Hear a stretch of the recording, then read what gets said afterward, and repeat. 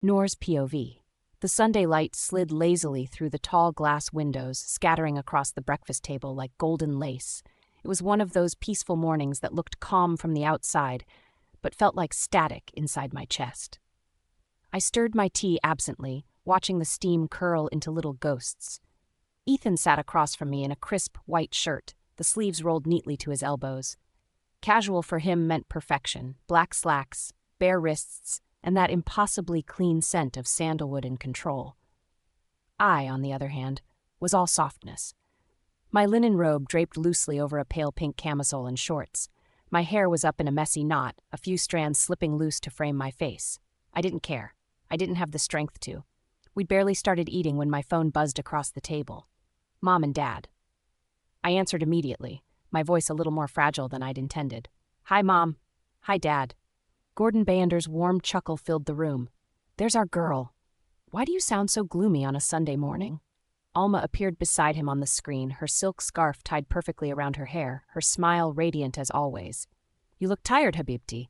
Are you sleeping at all?" I tried to smile. "I'm fine. Just busy." Ethan looked up from his plate, meeting my eyes' briefly quiet concern in the shape of a man who didn't know how to say he cared. Dad's voice broke through the moment. "Busy is good. Means your dreams are working." "Yeah," I whispered. "They're working just louder than I expected." Mom laughed softly, that melodic sound I missed so much. "Then lower the volume, my love. Life will wait for you." Their words hit something deep inside me. I didn't realize I'd been holding my breath until I felt it leave me in one slow exhale. They didn't know what was happening, what the headlines said, what people whispered online. They just saw their daughter. That was enough to make me tear up. "Thank you," I said quietly. "You guys always know what to say." Dad smiled. "Because we made you." Ethan chuckled, a small quiet sound that made my heart flicker. He lifted his coffee cup slightly. "Your parents give good advice." "Always," I said, trying to sound lighter. "I'll call you guys later, okay?" "Promise," Mom said. "And smile, Noor. Your eyes are too pretty to be sad." The call ended, but their warmth lingered like a hug. Then came a knock. "Enter," Ethan said, not even looking up. The door opened, and Bruce Fargo strolled in like Sunday brunch had called his name. His usual sleek lawyer vibe was swapped for a white polo, jeans, and loafers. A rare, easy grin tugged at his lips. "Morning, domestic duo," he said. "Cute breakfast setup. Love the married couple energy." Ethan groaned. "Don't start." Bruce pulled out a chair and sat, slapping a folder on the table. "Too late." I read the headlines, the interviews, the hashtags. The world's obsessed. Which means it's time to play the game right. "What game?" I asked softly. He looked between the two of us. The "we're totally in love and not pretending" game. You need to control the story before it controls you. That means accepting interviews, photo ops, maybe even a magazine cover. Ethan's jaw tightened. "No." Bruce raised a brow. "If you don't, the world will figure it out themselves. You'll look like a PR stunt gone wrong." I felt something break loose inside me. "Maybe we should just tell them the truth," I blurted out. Both men froze. "The jig is up," I said, my voice trembling. "They already think I'm using you. They think I built my dream on lies. Maybe it's better if we just tell them." Ethan's brows furrowed. "Noor." "This wasn't my plan," I snapped, tears spilling before I could stop them. "I wanted to build a brand, not a circus. I wanted to be known for what I make, not who I married." Silence. Ethan's expression softened, hurt flickering somewhere behind the calm mask he wore. Bruce cleared his throat awkwardly, looking away. "I'll, give you two a minute." The moment the door clicked shut, the tears came harder. I pushed my chair back and ran upstairs before Ethan could say anything. My room felt like the only place I could breathe. I shut the door, locked it, and slid down to the floor. The tears wouldn't stop. Everything felt like too much, too public, too fake, too heavy. I crawled onto the bed, still in my robe, the silk cool against my skin. The scent of coffee and Ethan's cologne still lingered faintly from downstairs. I hated that it comforted me. At some point, exhaustion pulled me under. When I opened my eyes, the light was softer, the quiet kind of gold that meant it was late afternoon. My head ached, but I felt lighter. Then came the knock, soft, hesitant. I blinked toward the door, my voice hoarse. "Yeah?" "It's me," Ethan said. I sighed, dragging myself up and unlocking the door. He stood there, still in the same white shirt, only now it was slightly wrinkled. His hair was messier, like he'd been running his hands through it all afternoon. He looked human. Without a word, he stepped forward and pulled me into a hug. It wasn't one of those polite, staged embraces for the cameras. It was real warm, heavy, and quiet. His heartbeat was steady against my cheek, grounding me. For a few seconds, I forgot about the world. Forgot about the contract, the cameras, the whispers. It was just us two exhausted people holding each other up. When he finally pulled back, his voice was low. "Sorry, I just thought you needed that." I blinked up at him, my voice barely a whisper. "I actually did." A small smile ghosted across his lips. "Good." And before either of us could say anything else, he turned and walked out, leaving the faint trace of his cologne and something unspoken hanging in the air. That night, lying awake, I couldn't stop thinking about the way he'd held me. Not as a husband pretending to care, but as a man who maybe, just maybe, already did. Noor's POV. It had been 2 weeks since New York dragged me through the headlines, 2 weeks since my name became a hashtag, my face a thumbnail under bold font rumors, and 3 months since I met Ethan Ellison. Funny how time feels different when the world's watching you. 3 months felt like 3 lifetimes. I was calmer now. Maybe not at peace, but steadier, like a storm had passed through me and left something gentler behind. The house was quieter these days. The noise of speculation had faded into background hums, replaced by the scent of freshly brewed coffee and the faint notes of a piano that Ethan sometimes played when he thought no one was listening. That morning, sunlight poured through the bay windows, catching the soft gold tones of the living room. The Ellison mansion always had that cinematic stillness. Everything designed, everything perfect. Yet lately, I'd begun to feel like I actually belonged in its quiet corners. Heir had come to stay for 2 nights, and for the first time in a long time, I laughed. Real laughter. The kind that shakes you from the inside out. She'd brought color back into the place. Her loud music, her random dancing, her endless chatter about her love life. Now, as we stood by the large oak doors, watching the car roll up the driveway, I felt that bittersweet pinch of goodbye. Heir adjusted her sunglasses, her bronze skin glowing under the morning sun. "I swear, Noor, this house is too quiet. It feels like a museum that needs a DJ." I giggled, hugging her tightly. "Then move in. Bring your chaos with you." "Tempting," she said, smirking, "but your billionaire husband might not survive me." "Don't call him that," I whispered, glancing toward the staircase instinctively, even though Ethan wasn't around. "Fine, your situationship with PR benefits," she teased, grinning like the devil herself. I rolled my eyes but smiled. "You're impossible." "That's why you love me," she said, squeezing my hand. "Seriously, though, Noor, you look better, softer, lighter." I exhaled slowly, the words washing over me. "I'm trying." Heir looked at me with that knowing expression only best friends have, the one that reads every secret on your face.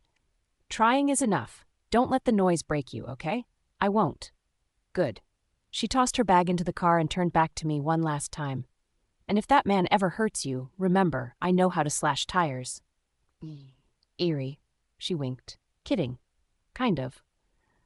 The driver shut her door and the car began to roll away. I stood there for a while, watching it disappear through the gates. The silence that followed felt like an empty room after a party, still echoing with laughter, but quieter now. I turned, ready to go back inside, when the sound of heels clicked across the marble floor. "Good morning, Noor." It was Sarah. Beside her was Bruce Fargo, looking slightly overdressed for a Sunday afternoon, navy blazer, crisp white shirt, no tie. Sarah, in contrast, was the embodiment of modern power. Beige trousers, a silk cream blouse tucked neatly in, her phone already in hand like an extra limb. The sight of them together meant one thing: business. "Morning," I said, pushing the heavy door closed behind me. Bruce gave me a polite smile. "You look more relaxed." "That's what 2 days with a chaotic best friend will do," I said, crossing my arms lightly. Sarah arched a brow. "Good. You'll need that calm energy for what's coming next." Something in her tone made me pause. "What's coming next?" Bruce set his briefcase on the console table and opened it. "Damage control, Noor. Strategic recovery. You've been quiet since the storm, which is fine. But the world doesn't like quiet. They start making their own stories." I sighed. "So you want me to make noise instead?" Sarah stepped forward. We want you to speak. There's a difference." Her gaze was sharp, but not unkind. Sarah had that rare skill of being both mentor and mirror. She didn't sugarcoat, but she didn't cut you down either. "Running away," she continued, "gives people something to chase. If you disappear, it looks like you have something to hide. You don't, you just got caught in the crossfire of fame." I leaned against the staircase rail, feeling the weight of her words. It's hard to explain to people that your life isn't what they think it is, that sometimes you're just trying to survive it. Bruce nodded slowly. "Then don't explain. Show them." My brows furrowed. "How?" Sarah smiled faintly, the kind that meant she already had the plan mapped out. "With an interview." I blinked. "An interview?" "Yes," she said, eyes gleaming with quiet confidence. "Tomorrow morning. A sit-down. Classy, controlled, beautifully shot. You'll talk about your journey, your business, your vision, and if the topic of Ethan comes up, you handle it with grace. Honesty, but selective honesty."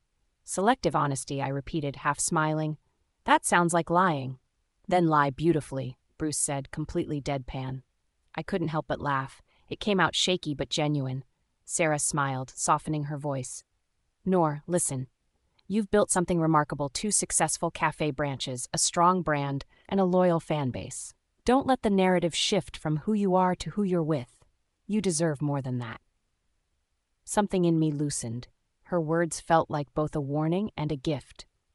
"I'll think about it," I said quietly. Bruce exchanged a look with Sarah. "You have till tomorrow morning," he said. "The network's confirmed. All we need is your yes." He closed his briefcase, gave a polite nod, and left the room with that calm efficiency only Bruce could pull off. Sarah lingered. The silence between us stretched, filled only by the faint hum of the chandelier. She took a step closer, her tone gentler now. "You know, when I first met you, I thought you were just another dreamer with too much heart and not enough armor." I raised a brow. "And now?" She smiled. "Now I see you're learning to build both." I didn't know what to say, so I just smiled back, small but real. As she turned to leave, she added, "The interview's at 10. Wear something that says you're not afraid anymore." And then she was gone. I stood there, rooted to the marble floor, the soft echo of her heels fading away. For a moment I just breathed, deeply, slowly. The morning light caught on the gold frames along the hallway, glinting like promises. Somewhere upstairs I could hear faint music, Ethan's piano again, those low, haunting notes drifting down like fog. I didn't know if I was ready for the world again, but I knew one thing: running wasn't an option anymore. I walked to the mirror near the foyer and caught my reflection, tired, maybe, but not broken.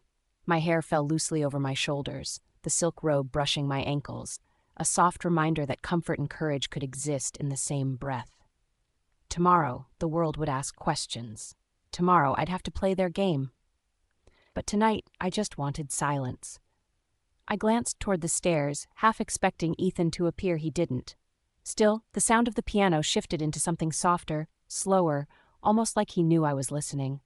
I smiled faintly. Maybe I wasn't alone in this, after all, Noor's POV. The morning felt different. The kind of calm that comes before a storm, not the wild, chaotic kind, but the one that tests your stillness. I woke to sunlight filtering through sheer curtains, the soft hum of New York beneath me.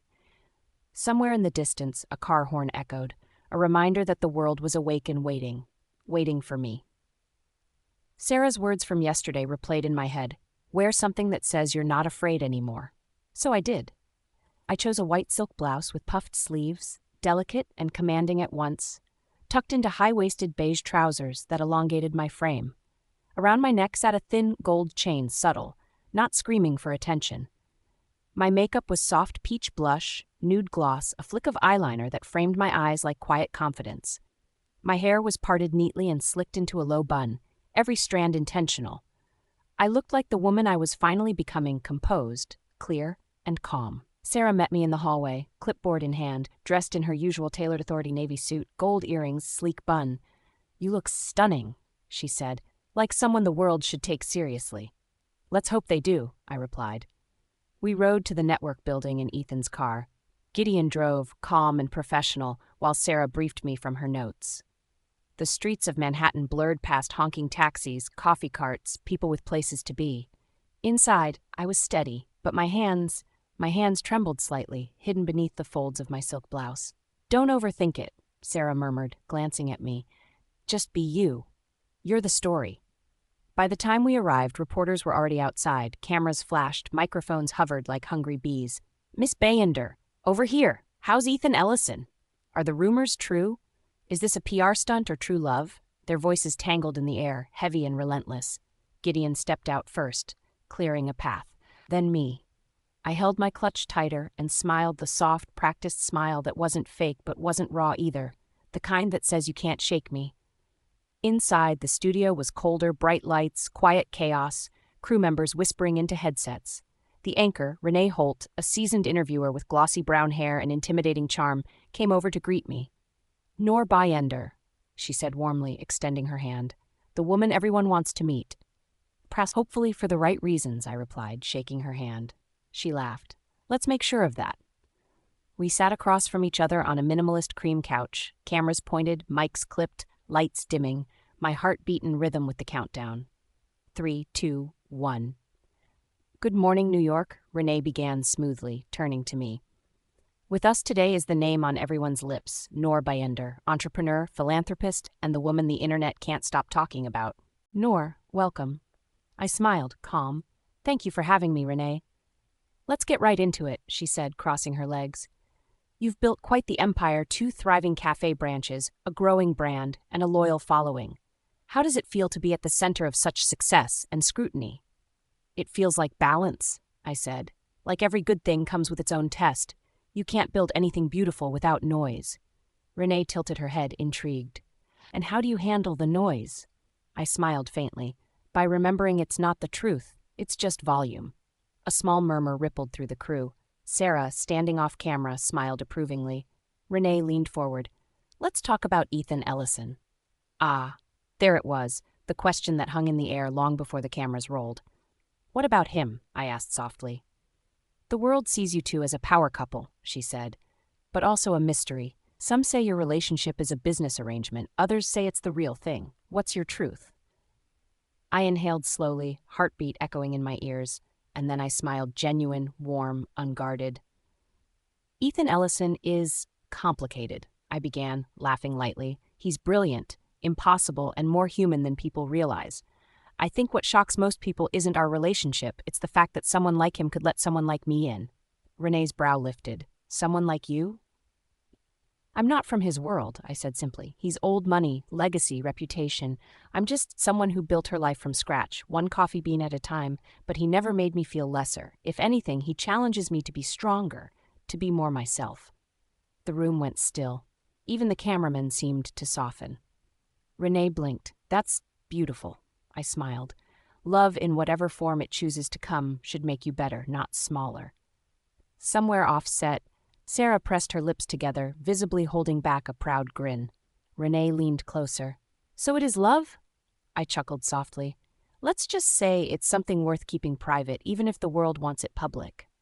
The rest of the interview flowed like silk. We talked about Noor's latte and brew, about women in business, about finding grace under pressure. Every question she threw, I caught steady, poised, a touch of humor to keep it human.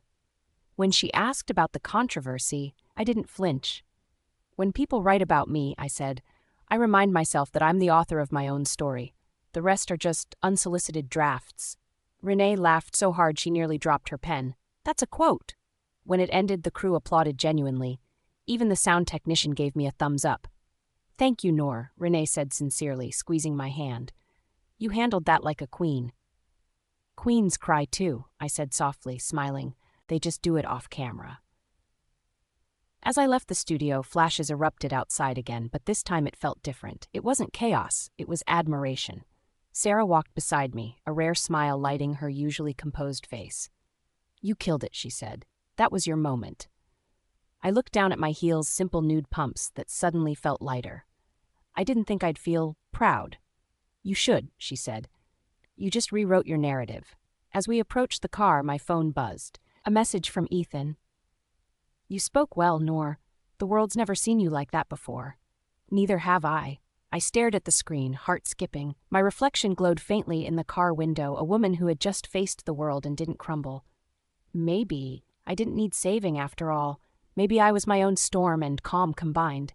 I typed back a single line, "Thanks, husband." Sarah caught my smirk. "What?" "Nothing," I said, sliding into the car. Outside, the world kept flashing its lights.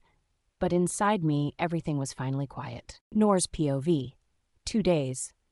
That's how long it had been since the interview aired, and somehow the world had done a complete 180. For the first time in weeks, my name wasn't being dragged across headlines. Instead, it shimmered, graceful, eloquent, poised. Words I never thought I'd see attached to me. Sarah burst into my room that morning, practically vibrating with joy. "You're trending again," she said, clutching her iPad like it was a trophy, but this time for all the right reasons. I blinked, still halfway tangled in my sheets. "Trending? Again?" She grinned. "Half Noor the Grace, Noor Ellison interview. Even Vogue reposted a clip of you saying, 'I'm the author of my own story.' You broke the internet in heels, Mrs. Ellison." I couldn't help but laugh. "That's insane. It's iconic," she corrected. Bruce appeared in the doorway, uncharacteristically cheerful. His usual briefcase-in-hand posture softened. "Well, congratulations, superstar. You just made half the PR team's job easier. The Ellison name's floating higher than ever." That caught my attention. "The Ellison brand?" I asked. He nodded. "Your interview gave us humanity, Noor. Investors love it. The numbers went up, and Ethan," he paused, a faint smirk tugging his lips. "Well, let's just say your husband's impressed." My cheeks warmed at the word husband. The day felt different already. The manor seemed to hum with ease, staff smiling wider, Sarah humming as she organized files, even Gideon cracking a rare half-smile while opening the car door for me. I had things to do, things that made me feel like me. So I spent the day in motion. First stop, the vineyard. The sun was soft and golden when we arrived. Rows upon rows of vines swayed gently in the late morning breeze, the air sweet with ripened fruit and earthy undertones. The workers greeted me warmly, familiar faces, some new. Though I walked through the fields in my cream linen jumpsuit, cinched at the waist with a woven belt, my hair pulled into a low ponytail, and my brown espadrilles crunching lightly against the gravel. There was something grounding about being there. Dirt under my nails, sunlight on my skin, wind tugging playfully at my sleeves. For a few hours, I wasn't Mrs. Ellison or the woman with a viral interview. I was just Noor Bayender, the girl who loved coffee beans, vineyards, and big dreams. I signed off on shipments, checked the crates, spoke with the vineyard manager, and made sure every bottle had its label just right. Then it was off to Noor's Latte and Brew, both branches. The first one still felt like home. The smell of espresso, the low hum of chatter, the steady rhythm of the milk steamer. The second branch, bright, bustling, and new, was a dream in progress. My dream.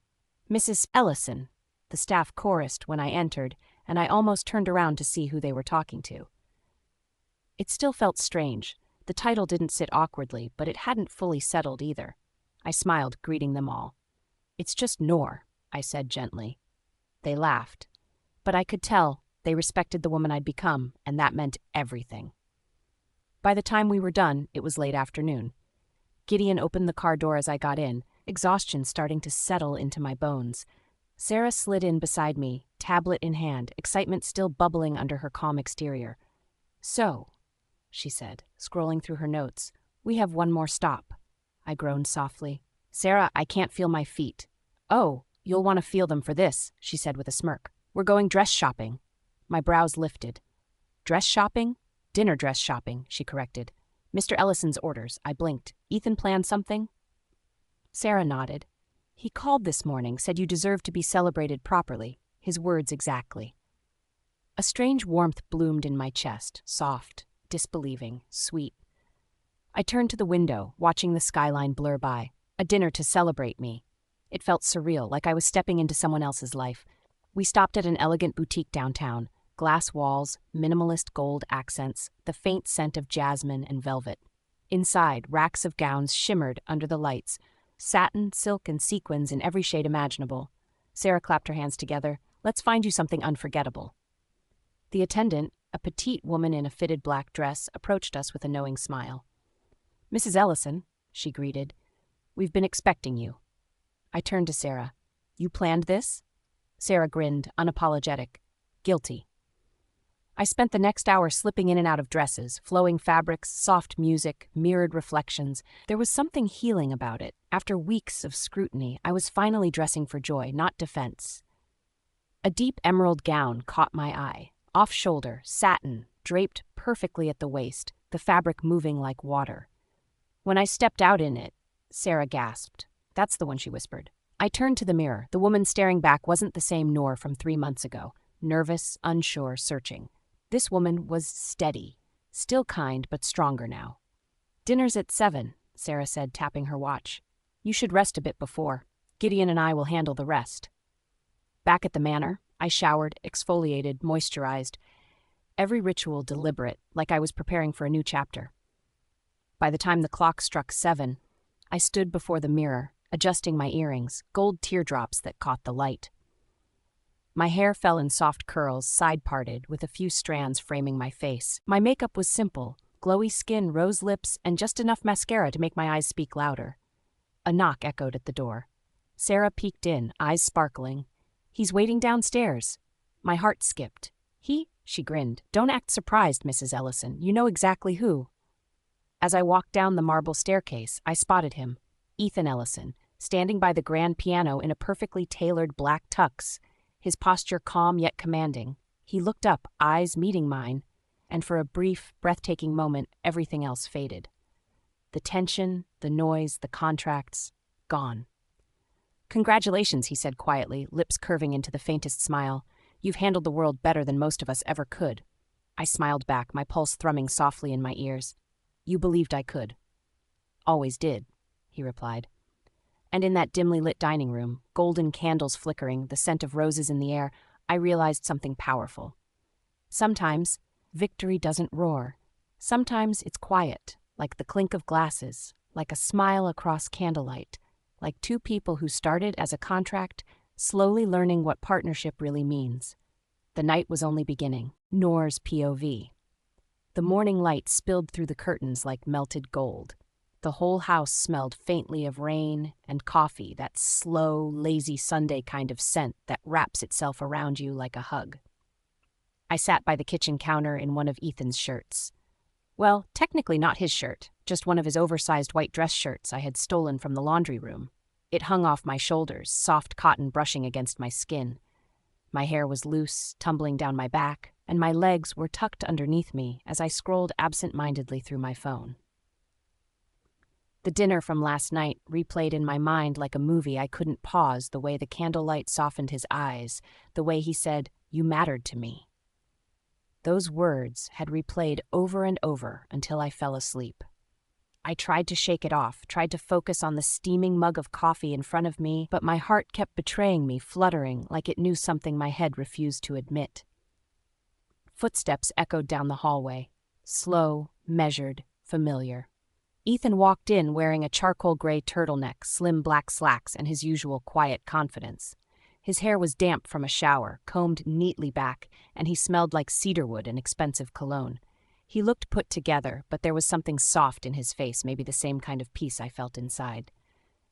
"Morning," he said, voice low, still a little rough from sleep. "Morning," I replied, trying not to sound like I'd spent half the night thinking about his voice. He moved toward the counter, pouring himself a cup of coffee. The sunlight caught on the gold watch at his wrist, the one that gleamed like it had its own personality. "I have to fly out to D.C. today," he said casually, sipping his coffee. I blinked. "Today?" He nodded. "There's a partnership meeting for the Ellison Foundation. Just a quick trip. I'll be back in 2 days. "Oh." The word came out smaller than I meant it to. I hated that my heart sank a little. 2 days wasn't long, but somehow it felt like it was. He must have noticed, because his lips curved slightly. "You look disappointed," I scoffed lightly, hiding my nerves behind sarcasm. "No, not at all. Who will I argue with about coffee temperatures now?" "Sarah, maybe," he said, leaning casually against the counter. Though I doubt she'll look at you the way I do when you burn your tongue." I raised an eyebrow, trying to ignore the tiny spark that line lit inside me. "And how exactly do you look at me, Ethan?" He met my gaze, steady, unreadable, but there was that glint again, the one that made me forget how to breathe. "Like you never stop surprising me," he said simply. I laughed softly, brushing a strand of hair behind my ear. You're getting better at this whole being nice thing. I've had a good teacher, he murmured, eyes not leaving mine. The air went still again. It always did when he looked at me that way, like the world around us faded, like even silence had its own pulse. Before I could reply, Sarah's voice came floating into the kitchen. Oh, good, you're both awake. She walked in wearing a pale yellow sundress, her hair up in a messy bun, holding her ever-present tablet. She froze mid-step when she saw Ethan and smiled knowingly. Ah, domestic bliss, my favorite. Sarah, I groaned, don't start. She giggled, setting her tablet on the counter. What? I'm just saying you two look like the cover of Modern Love and Coffee Monthly. Ethan chuckled, shaking his head. You have an overactive imagination, Sarah. Maybe, she said, pretending to check her notes. Anyway, Noor, you've got a meeting with the marketing team at noon. Then we'll review the final concepts for the new latte and brew branch. I nodded, sipping my coffee. Got it, she grinned. Oh, and there's a dinner event next week, charity auction. You'll both be attending. Ethan sighed. Do I have a choice? Nope, Sarah replied cheerfully. You're the Ellison golden boy. People like seeing your face. He looked at me, eyes glinting with dry humor. Lucky me. I couldn't help but laugh. You'll survive. Sarah's phone buzzed. She glanced at it and frowned. Okay, I've got to run. Noor, I'll text you the updated schedule. Ethan, safe flight. After she left, the house grew quiet again. Ethan set his mug down and grabbed his coat from the chair. Try not to overwork yourself, he said, buttoning it. You've been everywhere lately. I gave a small, tired smile. I'll try, but you know me. Yeah, he said softly. I do.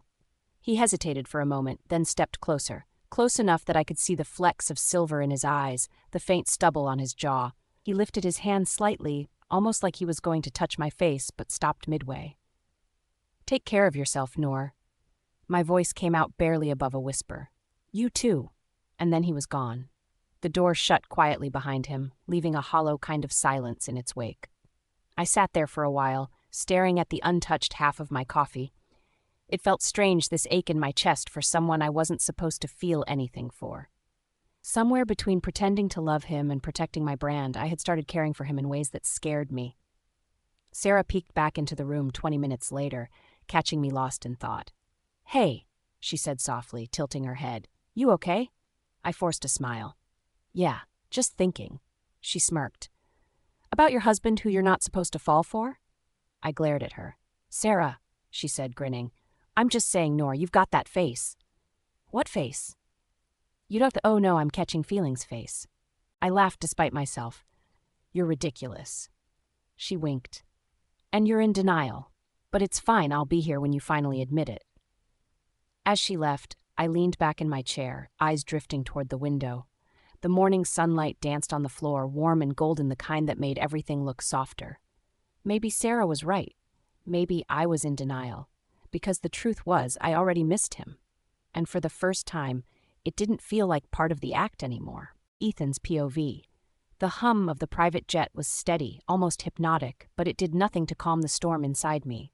I sank into the leather seat, adjusting the cuff of my tailored charcoal suit, the crisp white shirt beneath unwrinkled, the tie loosened just enough to remind me I could still breathe. The windows framed the pale morning sky, clouds rolling like spilled paint, yet my gaze wasn't on them. Noor. Her name lingered like a soft melody I couldn't shake. 2 weeks. That's all it took for her to infiltrate spaces I had long kept off limits. And it wasn't just her presence, it was the way she carried herself, the ease of her laughter, the sharp, clever way she moved through the world without pretending. She was chaos and grace all at once. And I was caught. I ran a hand through my hair, slightly damp from a shower, as if trying to straighten the tangled thoughts in my mind. This is ridiculous, I muttered, mostly to myself.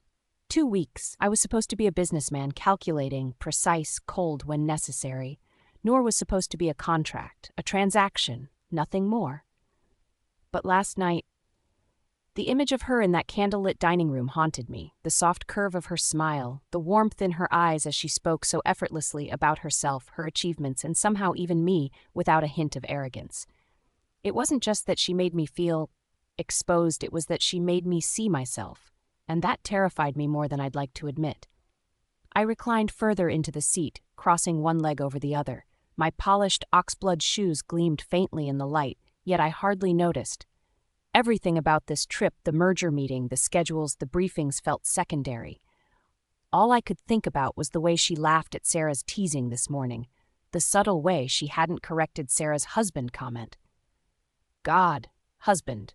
I shook my head, a low chuckle escaping me. 2 months ago, I would have scoffed at the very idea. Noor Bayender, middle-class chef and latte artist with an impossible sparkle in her eyes, was supposed to be an accessory to a merger, a temporary arrangement. Now she occupied corners of my mind I hadn't even known existed. The flight attendant quietly appeared, offering coffee. I declined, my mind too full, too alive. I leaned back and thought about how she had transformed the morning before I left. She'd been calm, collected, even in my absence, yet there had been a tremor beneath her composed exterior. I caught it when she sipped her coffee, that micro-expression fleeting, but enough to make me want to fly back immediately and wrap her in my arms. Impossible. You don't do feelings, I reminded myself. And yet, I remembered her hand brushing lightly against mine when she laughed, the way her hair fell in soft waves over her shoulders, and the fleeting moment of vulnerability when she admitted, through a glance, a sigh, a small smile, that she was in awe of the life she now inhabited. My life. Our life. I closed my eyes for a brief second. The jet's gentle vibration felt like a metronome syncing with my pulse. I hated the sensation of losing control. Normally, I commanded rooms, dictated outcomes, and planned every move with ruthless efficiency. But Noor, she had no idea the chaos she could ignite with just her presence, and I was powerless to stop it. The merger meeting in D.C. was crucial. The Keith Ellison partnership depended on precision, on my ability to negotiate without distraction. But Noor had already claimed my focus. Every thought, every strategy, every mental calculation included her. Her laugh, her intelligence, her gentle stubbornness. Even her way of tilting her head when she was processing a question, I could see it in my mind's eye, distracting, compelling, intoxicating. I reached for the folder in the seat back pocket, financials, projections, talking points, numbers, charts, graphs, all dry, all meaningless next to the warmth I remembered from last night. I flipped the pages, eyes skimming, but I couldn't focus.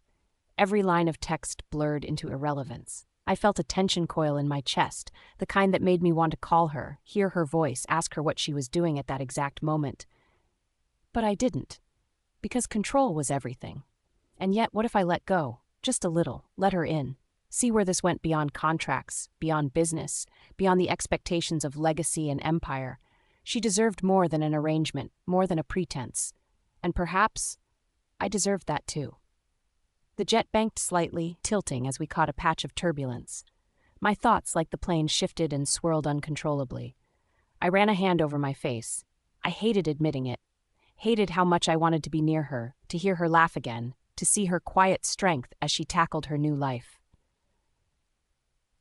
The absurdity of it all hit me then. A few months ago, I would have laughed at this entire scenario. Noor Bayender was supposed to be a temporary arrangement, a business solution.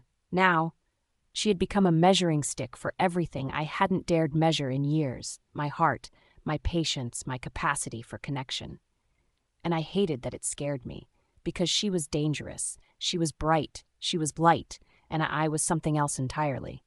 But for some reason, the thought of her seeing me as me terrified me more than losing the deal ever could. I leaned back, closing my eyes, letting the jet hum beneath me. She had a way of making the impossible feel necessary. She had a way of making me want things I never asked for, and for the first time in a long time, I allowed myself to imagine not a contract, not a merger, not a transaction, but a future. One where she was part of it. Where she wasn't just a piece in my strategy, but someone I wanted to keep near, not for appearances, not for show, but because of her. Because of her. The jet hummed on, carrying me farther from her presence. Yet every mile felt like it was pulling me closer to the realization that Noor Bayender wasn't just my obligation. She was my world. The morning sunlight spilled lazily through the curtains, making the polished floors of the Ellison estate glimmer like liquid gold.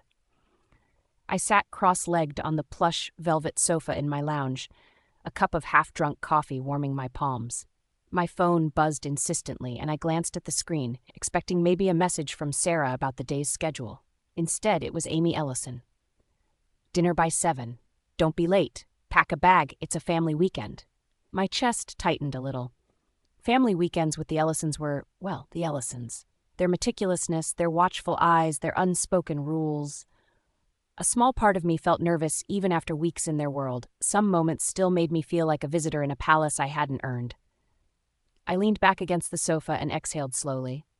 "Okay, Noor, you've handled lattes, branches, press, and even board meetings in heels. You've got this." "Good morning, Mrs. Noor." Sarah's voice called from the doorway.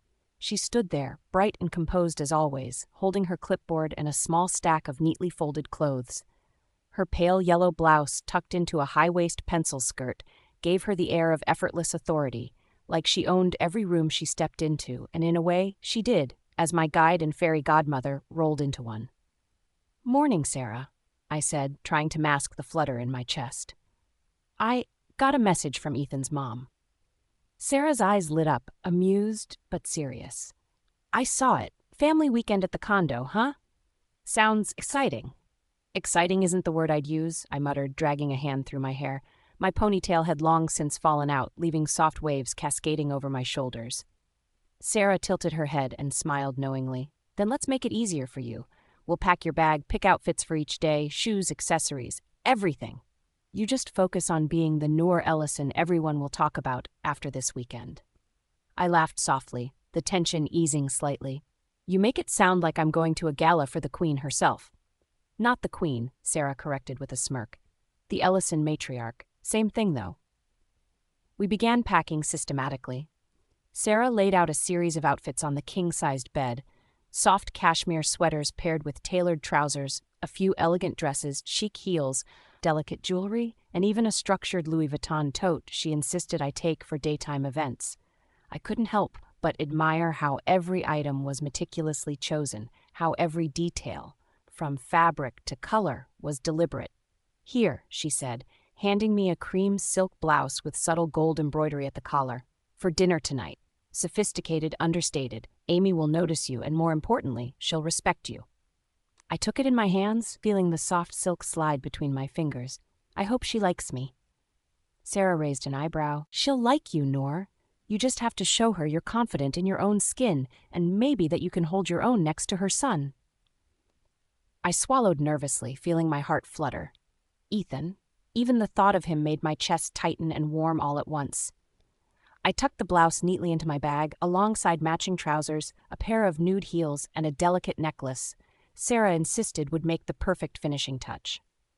By mid-morning, Gideon arrived outside in the sleek black SUV, his presence quietly imposing as always.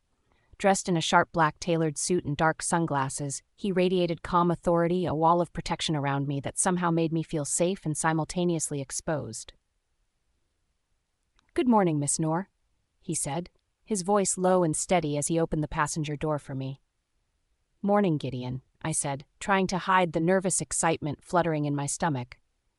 Sarah handed me the final bag, giving me a quick check from head to toe. "Hair neat, outfit perfect, attitude unshakable. You're ready, Noor." I smiled, feeling slightly more confident, and slid into the SUV. Gideon closed the door with a smooth click, the engine humming to life as we pulled out of the driveway. The city streets of New York glinted under the bright sun, the world moving around us while I felt caught in a bubble of anticipation. "Traffic looks light," Gideon said, his eyes scanning the road through the rearview mirror. "Should be smooth to the condo." I nodded, gripping the edge of my seat subtly, trying to ground myself. I couldn't help but think about what awaited me: Amy Ellison's sharp gaze, Chantel's warmth and teasing, Gray Ellison's booming enthusiasm, and, of course, Ethan. Even though he wouldn't be here yet, the thought of seeing him later that evening made my stomach flutter. "Don't worry." Sarah's voice came softly from the back seat. "You've handled bigger things. This is just family, and we'll be here every step of the way." I smiled, reassured by her confidence. I wasn't alone, and somehow that made me feel braver. The ride felt both fast and slow fast because we were moving steadily toward the weekend, slow because every mile seemed to heighten my awareness of the shift in my life. Soon I would be stepping fully into Ethan's world, a world of wealth, expectation, and power, and I needed to prove I belonged, not because I was expected to, but because I wanted to. The towering Ellison condo came into view, gleaming like a jewel against the skyline. Its glass and steel facade reflected the morning sun, and for a moment I paused to take it in. This was their world, and soon it would feel like mine too. Gideon pulled up smoothly, opening my door. I stepped out, taking a deep breath of the crisp air. The weight of anticipation was heavy, but exhilarating, the kind that made your heart race and your fingers tingle at once. Sarah adjusted my hair gently. "Remember, Noor, confidence first, the rest will follow." I nodded, steeling myself. This was more than a weekend. It was the first test of what it truly meant to be Noor Ellison. As the doors swung open and we entered the lobby, I felt the reality of it all settle: the Ellison name, the family, the expectations, the power, all of it. And yet, for the first time in a long time, I felt ready. Because I had Sarah, Gideon, and somewhere just behind this weekend, Ethan. And somehow that made all the difference. Noor's POV. The Ellison condo rose before me like a monolith of elegance, its glass panels reflecting the afternoon sun, shimmering like liquid silver. Even after weeks of living part of their world, I still felt the surreal thrill that accompanied being in their orbit. My breath hitched slightly as Gideon maneuvered the SUV smoothly up the driveway, the pristine landscaping and the quiet hum of staff scurrying in the background adding to the grandeur. "Here we are, Miss Noor," Gideon said, his voice calm and measured, yet I felt the weight of his presence like a shield. I nodded, taking a deep breath, trying to steady the butterflies fluttering in my stomach. I stepped out of the car, adjusting the cream silk blouse Sarah had laid out for me, paired with tailored beige trousers, nude heels, and a delicate gold necklace.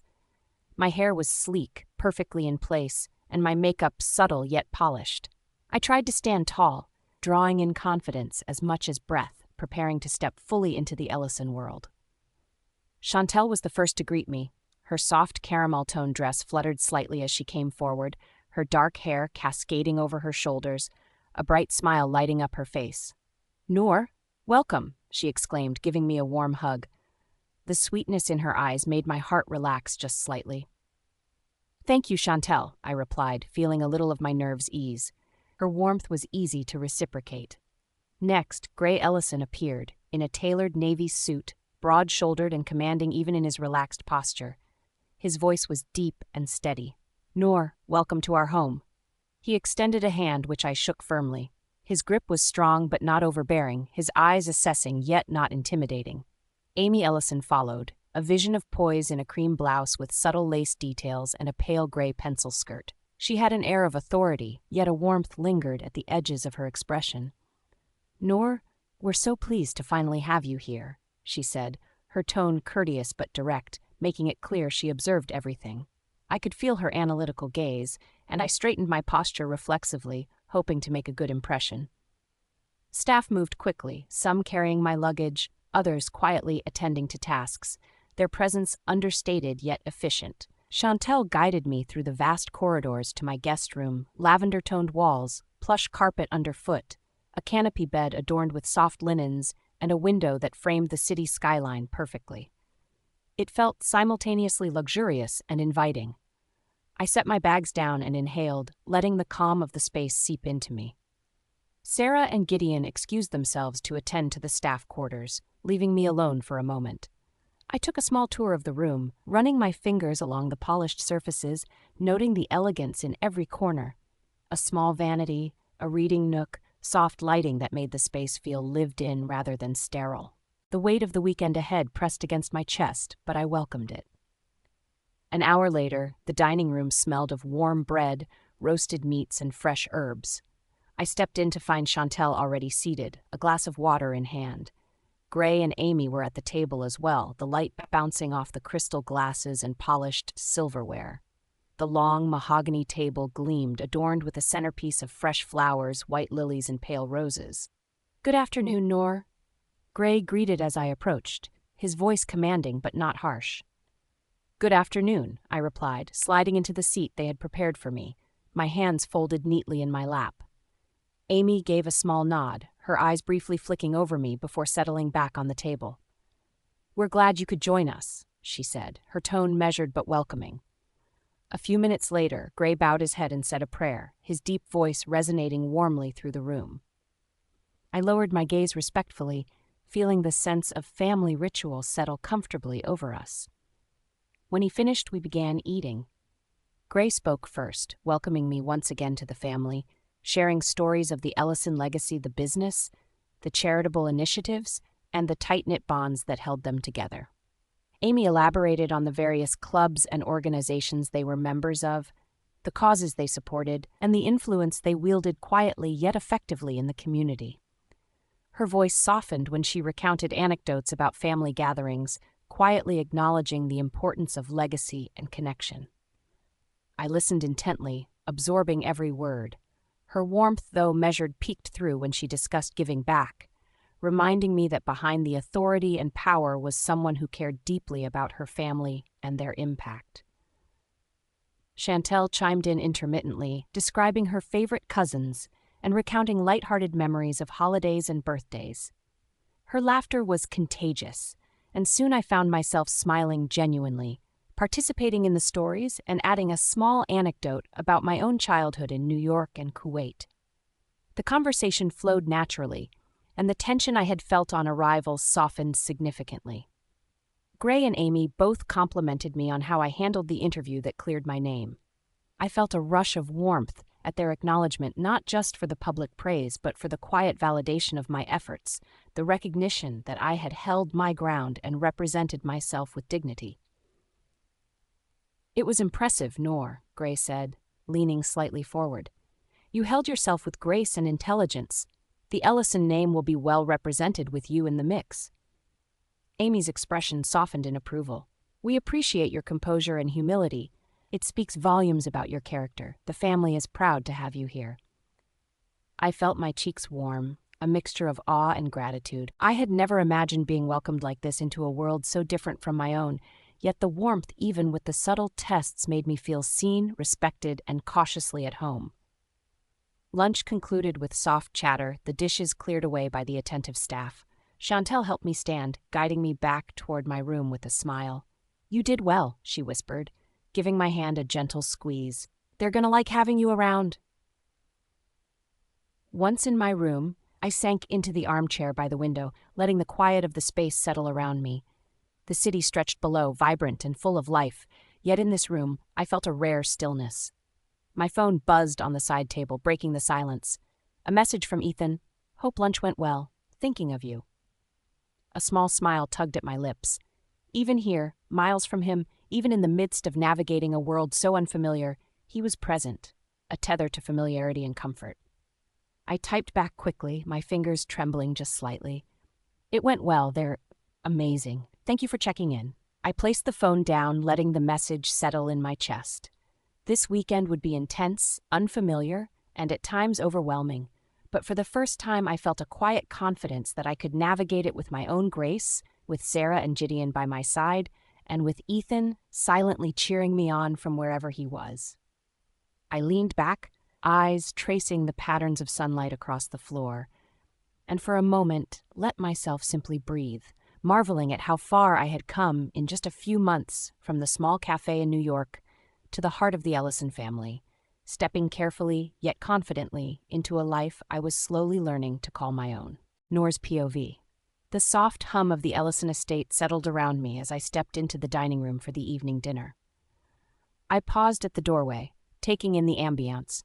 A long mahogany table gleaming under the chandelier's soft golden light, polished silverware lined neatly, crystal glasses reflecting the glow like tiny stars. The room smelled faintly of rosemary and roasted meats, the subtle undertone of fresh flowers from the centerpiece adding a delicate fragrance. My heart raced, a combination of excitement and nerves. This was their world, and I was about to step fully into it. I smoothed my black flare dress, its fabric flowing elegantly with every small step, hugging just enough to show shape without overstatement. There was no heavy makeup, only a swipe of lip gloss that caught the light just so, and my hair was pinned into a sleek bun, revealing the graceful line of my neck. I had aimed for understated elegance, a statement without shouting, a presence without demanding attention. Chantel was already seated at the table, her smile bright and welcoming as always. "Noor, you look stunning," she said warmly, gesturing to the empty seat beside her. I gave her a small, appreciative smile and made my way to my seat, careful to glide in softly rather than plop down, as etiquette demanded in such a refined setting. Gray Ellison's deep voice greeted me first. "Noor, welcome. You look elegant, as always." His broad shoulders in a tailored navy suit seemed to fill the room, yet there was a warmth in his tone that softened the command in his posture. "Thank you, sir," I replied, offering the most sincere smile I could manage, feeling the subtle heat rise in my cheeks. Amy Ellison's eyes followed me carefully as I seated myself. Her cream silk blouse with delicate lace detail and pale gray pencil skirt gave her an air of effortless sophistication. She regarded me for a moment, head slightly tilted, a faint smile playing at her lips. "Noor," she said, her voice smooth and gentle, yet firm, "you're a pleasure to have at the table. Please make yourself comfortable." As we settled, staff moved discreetly around us, serving wine and setting dishes with precision. The first course arrived lightly seasoned roasted chicken accompanied by fresh vegetables and aromatic mashed potatoes. I thanked the staff quietly, my fingers grazing the crystal glass as I accepted a pour of water. Gray broke the initial silence, his tone conversational yet inquisitive. "So, Noor, tell us about your family. I know a little about your father, Gordon Bayender. We met at a wine awards ceremony some years ago. I've kept in touch with him intermittently, and he speaks highly of you." I felt my chest warm at the compliment, a small smile tugging at my lips. "Yes, sir, my parents are incredible people. My father runs a vineyard, as you know, and my mother is the heart of our family. They both work so hard to provide a stable life for me, and I've been lucky to grow up learning from them." Amy leaned forward slightly, resting her elbow on the table. "And what about siblings, Noor?" she asked kindly. "Do you have brothers or sisters?" I shook my head gently. "I'm an only child, ma'am, but I've always felt surrounded by family friends and extended family who treat me as one of their own." Chantel giggled softly beside me. "You fit right in already," she whispered, her tone conspiratorial. I couldn't help but grin, grateful for the warmth she radiated. Gray nodded, visibly approving. "It's evident. You carry yourself with poise and confidence. Your parents must be proud." "They are," I said softly, my thoughts drifting briefly to Gordon and Alma. "And I'm grateful for everything they've taught me." Amy's gaze softened as she set down her fork. "And tell me, Noor, what are your thoughts about children? Do you see yourself having a family in the future?" Her tone was gentle, curious rather than intrusive. I paused, considering carefully. I'd love to have children someday, yes. I think family is important, and passing on values, love, and support is something I'd want to do when the time is right." Gray leaned back slightly, a pleased look in his eyes. "Good. We believe strongly in family legacy, and it's reassuring to see you share that sentiment." Chantel clapped her hands softly. "See, Mom? She's perfect," she whispered, and I caught her mischievous grin. Amy gave a small smile, almost imperceptible, but it held warmth. "I see potential in you, Noor, not just for family, but in life, your composure, your intelligence, your ability to navigate situations gracefully. It's impressive." I felt a flutter in my chest at her words, a mixture of pride and humility. I had worked hard to prove myself, and moments like this, though nerve-wracking, made the effort feel worthwhile. The conversation shifted naturally, touching lightly on other family members, the charities the Ellisons supported, and clubs they were involved in. The discussion was informative, yet relaxed enough to allow me to contribute. I found myself smiling genuinely, laughing at Chantel's little jokes, and interjecting anecdotes about my childhood that made Gray chuckle quietly. Towards the end of the meal, Gray leaned in, a playful glint in his eyes. "Noor, we'd like you to join us for golf this Sunday. It's a family tradition and, well, it's time you experienced it." I hesitated, my thoughts racing. "Golf, sir? I've never played before, and I'm not sure I'd be much use on the course." Amy's eyes twinkled. "Nonsense. It's about family time. We'll help you, and it's more about the experience than skill." Chantel grinned. "It's fun, I promise. You'll love it." Despite my reservations, I felt a surge of warmth at their insistence. "Well, all right, I'll give it a try." Gray smiled broadly. "Good, that's settled then." After dinner, I returned to my room briefly to collect the credit card Sarah had given me earlier. Sarah had already anticipated my hesitance and was ready with a plan. "We'll get you a proper golf outfit," she said with a grin, holding up a neatly folded pastel polo, khaki pants, and white sneakers. "You'll look the part and feel confident out there." I smiled, feeling grateful for Sarah's foresight. "Thank you, Sarah. I appreciate everything you do for me." She winked. "That's what I'm here for. Now let's make sure you're fully prepared, golf and all." As I laid out the outfit, my thoughts drifted back to the dinner. Despite the initial nerves, the evening had been a success. Amy's subtle warmth, Gray's measured approval, and Chantel's friendliness had made the evening feel like more than a formality. I had held my own, answered questions gracefully, and even shared a bit of myself without faltering. A text buzzed on my phone and I glanced at it. It was Ethan. "How's my elegant wife? I hope the first dinner went smoothly. Can't wait to see you." I felt a soft blush rise to my cheeks as I typed a quick reply.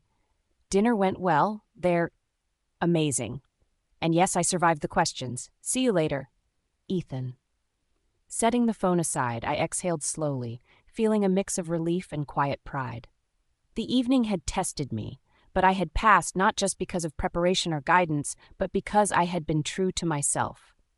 As I prepared for the next day, the thought of golf, family traditions, and the continuing steps into the Ellison world felt less daunting. For the first time, I felt not just a guest, but someone who belonged to Noor Ellison, who could navigate this world with grace, poise, and authenticity. Noor's POV. Sunday morning arrived with a sun-soaked glow that streamed through my window, casting warm patterns across the floor.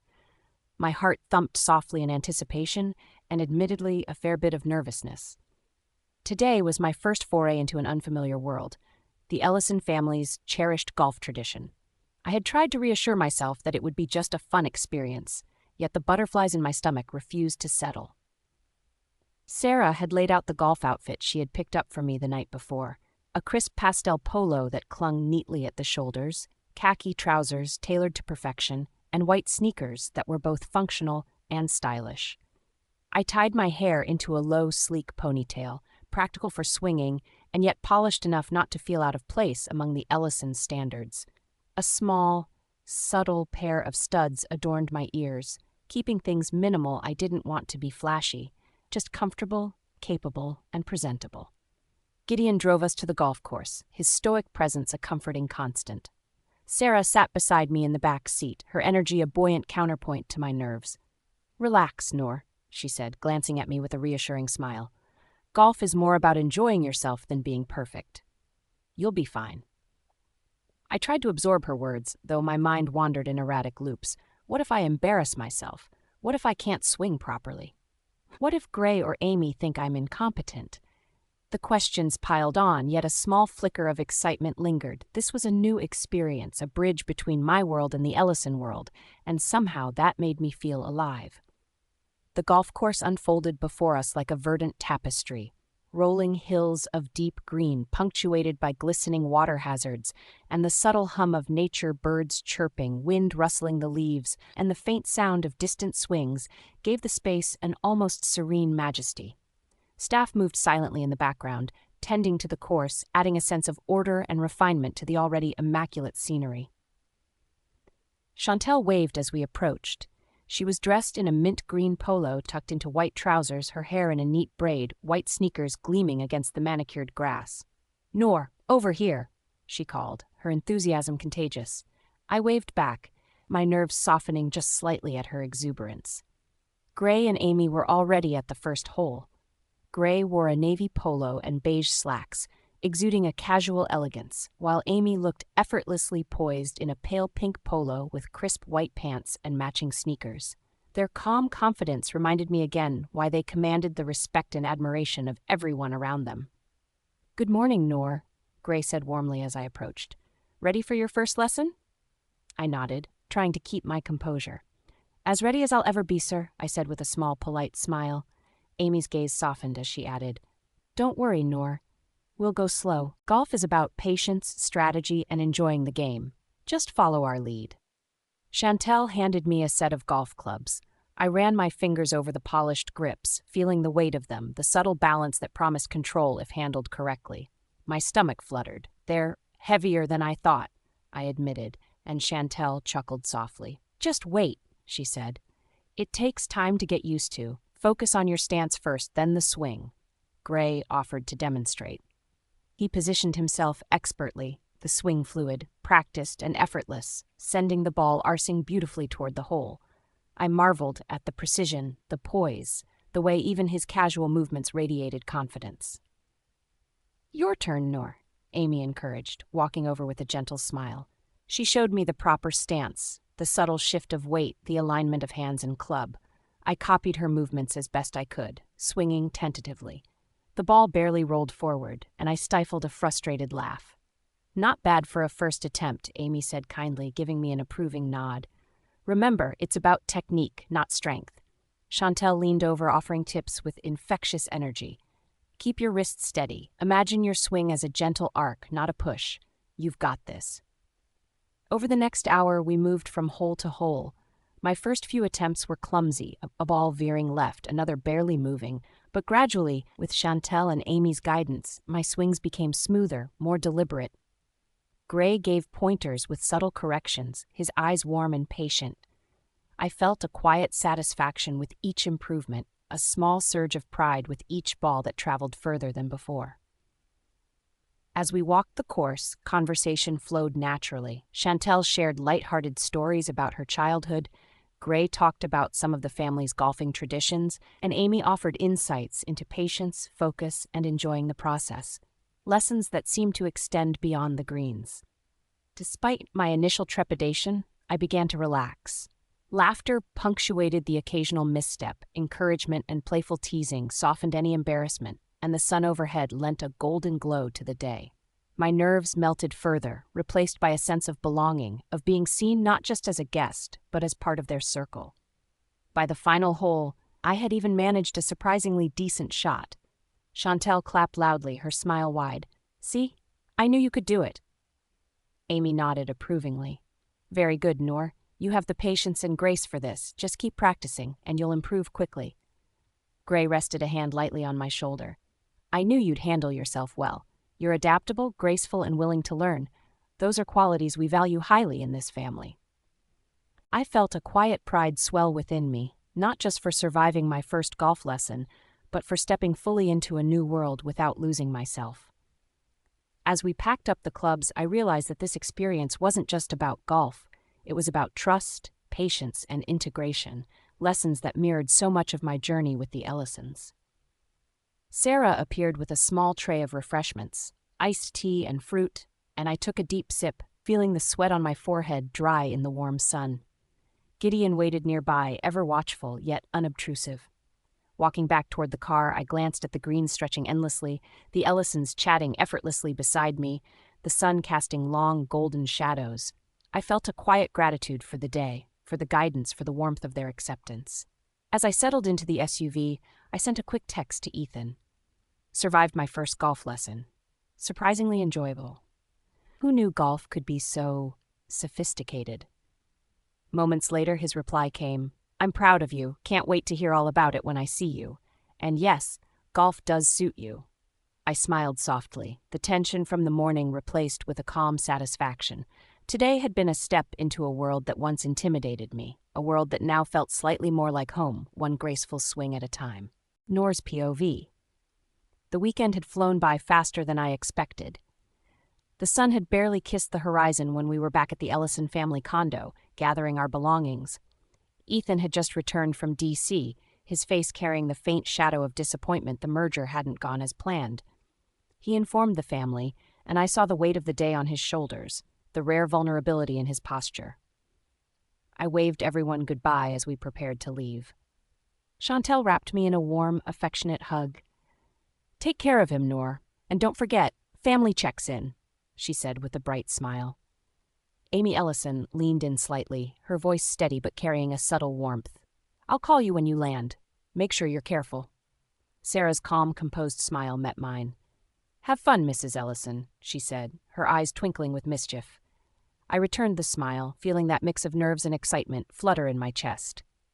Ethan waited by the car, the early morning light catching on his tailored charcoal suit, crisp white shirt underneath, the subtle sheen of polished black shoes reflecting the soft sunlight.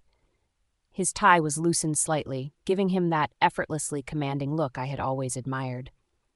As I approached, I felt the familiar warmth in his presence, the subtle pull of magnetic confidence that seemed to anchor me without words.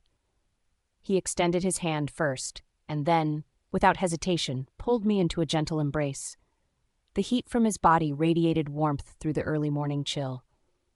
"I missed you," he murmured, his voice low and intimate. I couldn't help the small laugh that escaped me, leaning into the familiar comfort of his arms. "And I you," I replied softly. Ethan tilted his head slightly, eyes dark and intent. "I have a surprise for you," he whispered, brushing a strand of hair behind my ear. The words sent a small shiver down my spine, anticipation mingling with curiosity. The drive to the airport was quiet at first, punctuated by Ethan's occasional murmurs about the failed merger and the few lessons he had taken from it. But soon, his hand found mine on the center console, his thumb brushing gently across the back of my hand in that subtle grounding gesture he often used. My pulse quickened. We arrived at the private Ellison jet, the sleek black exterior gleaming under the morning sun. My breath caught at the sight. It was nothing short of spectacular. Ethan gestured toward the stairs, his hand brushing my elbow lightly. "Ladies first," he said with that sly grin of his. I ascended slowly, taking in the luxurious interior. Plush leather seats in cream and gold accents, wide windows revealing the sprawling tarmac below, and soft ambient lighting that made the space feel intimate, almost like a personal sanctuary in the sky. As we settled into the seats, I noticed Ethan had changed. His tie was off, sleeves rolled to his elbows, revealing the toned forearms I had admired from afar countless times. He looked relaxed yet effortlessly elegant, commanding attention without demanding it. Flight attendants arrived with refreshments, sparkling water, fresh juice, and delicate pastries. I accepted a glass of juice, savoring the crisp sweetness, while Ethan chose a lightly roasted coffee.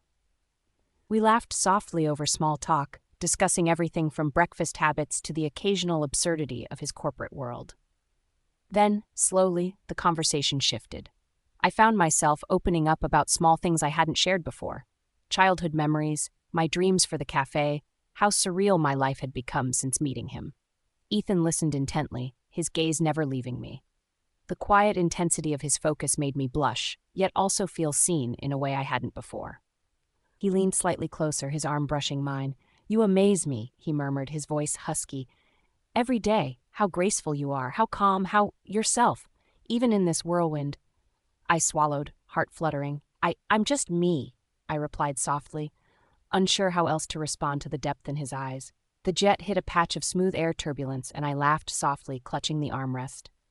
Ethan's hand found mine again, and before I could think, he leaned closer, his lips grazing mine in a gentle, exploratory kiss. My pulse jumped, my breath caught, and I felt a warmth spread through me that had nothing to do with the morning sun. It wasn't rushed, it wasn't desperate, it was deliberate, soft, and intimate. His hands rested lightly on my shoulders, pulling me subtly closer, as if to confirm that I was his, in that moment, in a quiet, unspoken declaration.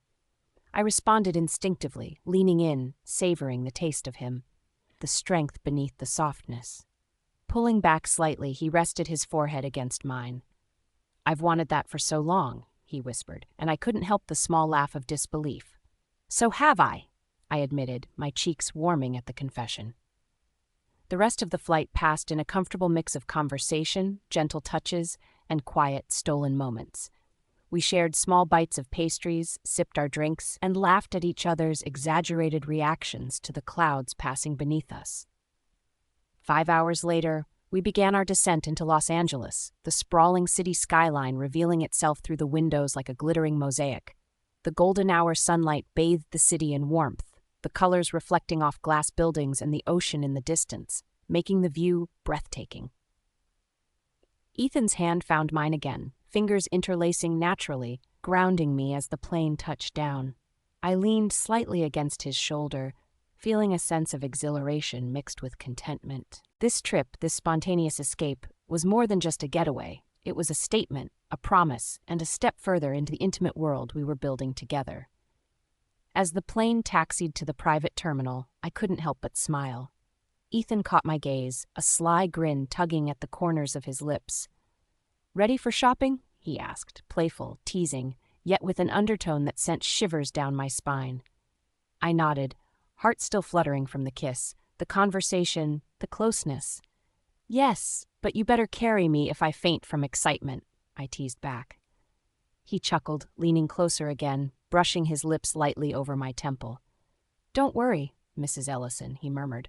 "I've got you." And in that moment, soaring above the clouds and touching down in a new city, I realized that life with Ethan was going to be anything but ordinary, and I couldn't wait for every unpredictable, breathtaking second of it. Noor's POV. The Los Angeles air was warm, honeyed, and almost dizzying. It felt like sunlight wrapped itself around me the second we stepped out of the jet. Everything shimmered: the heat, the sound of the city, the quiet hum of something new. Ethan walked slightly ahead, his phone in hand, dark sunglasses shielding his eyes, the tailored white shirt open at the collar, paired with beige trousers and expensive leather loafers that somehow looked effortless. His sleeves were rolled just enough to show the veins on his forearms. God, that detail shouldn't have been so distracting. I followed him, a little overwhelmed, dressed in my soft cream two-piece set, loose, lightweight linen pants that swayed with every step and a matching top tucked neatly in. My black tote swung by my side, and my hair, still up in a sleek bun from the flight, framed my face in quiet elegance. I wore no makeup, just lip gloss, but somehow I felt radiant under that California sun.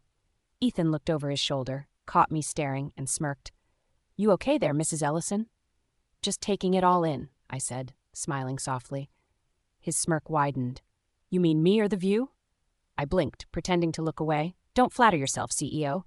He laughed, a deep, unguarded sound that made the corners of his eyes crinkle. "Noted."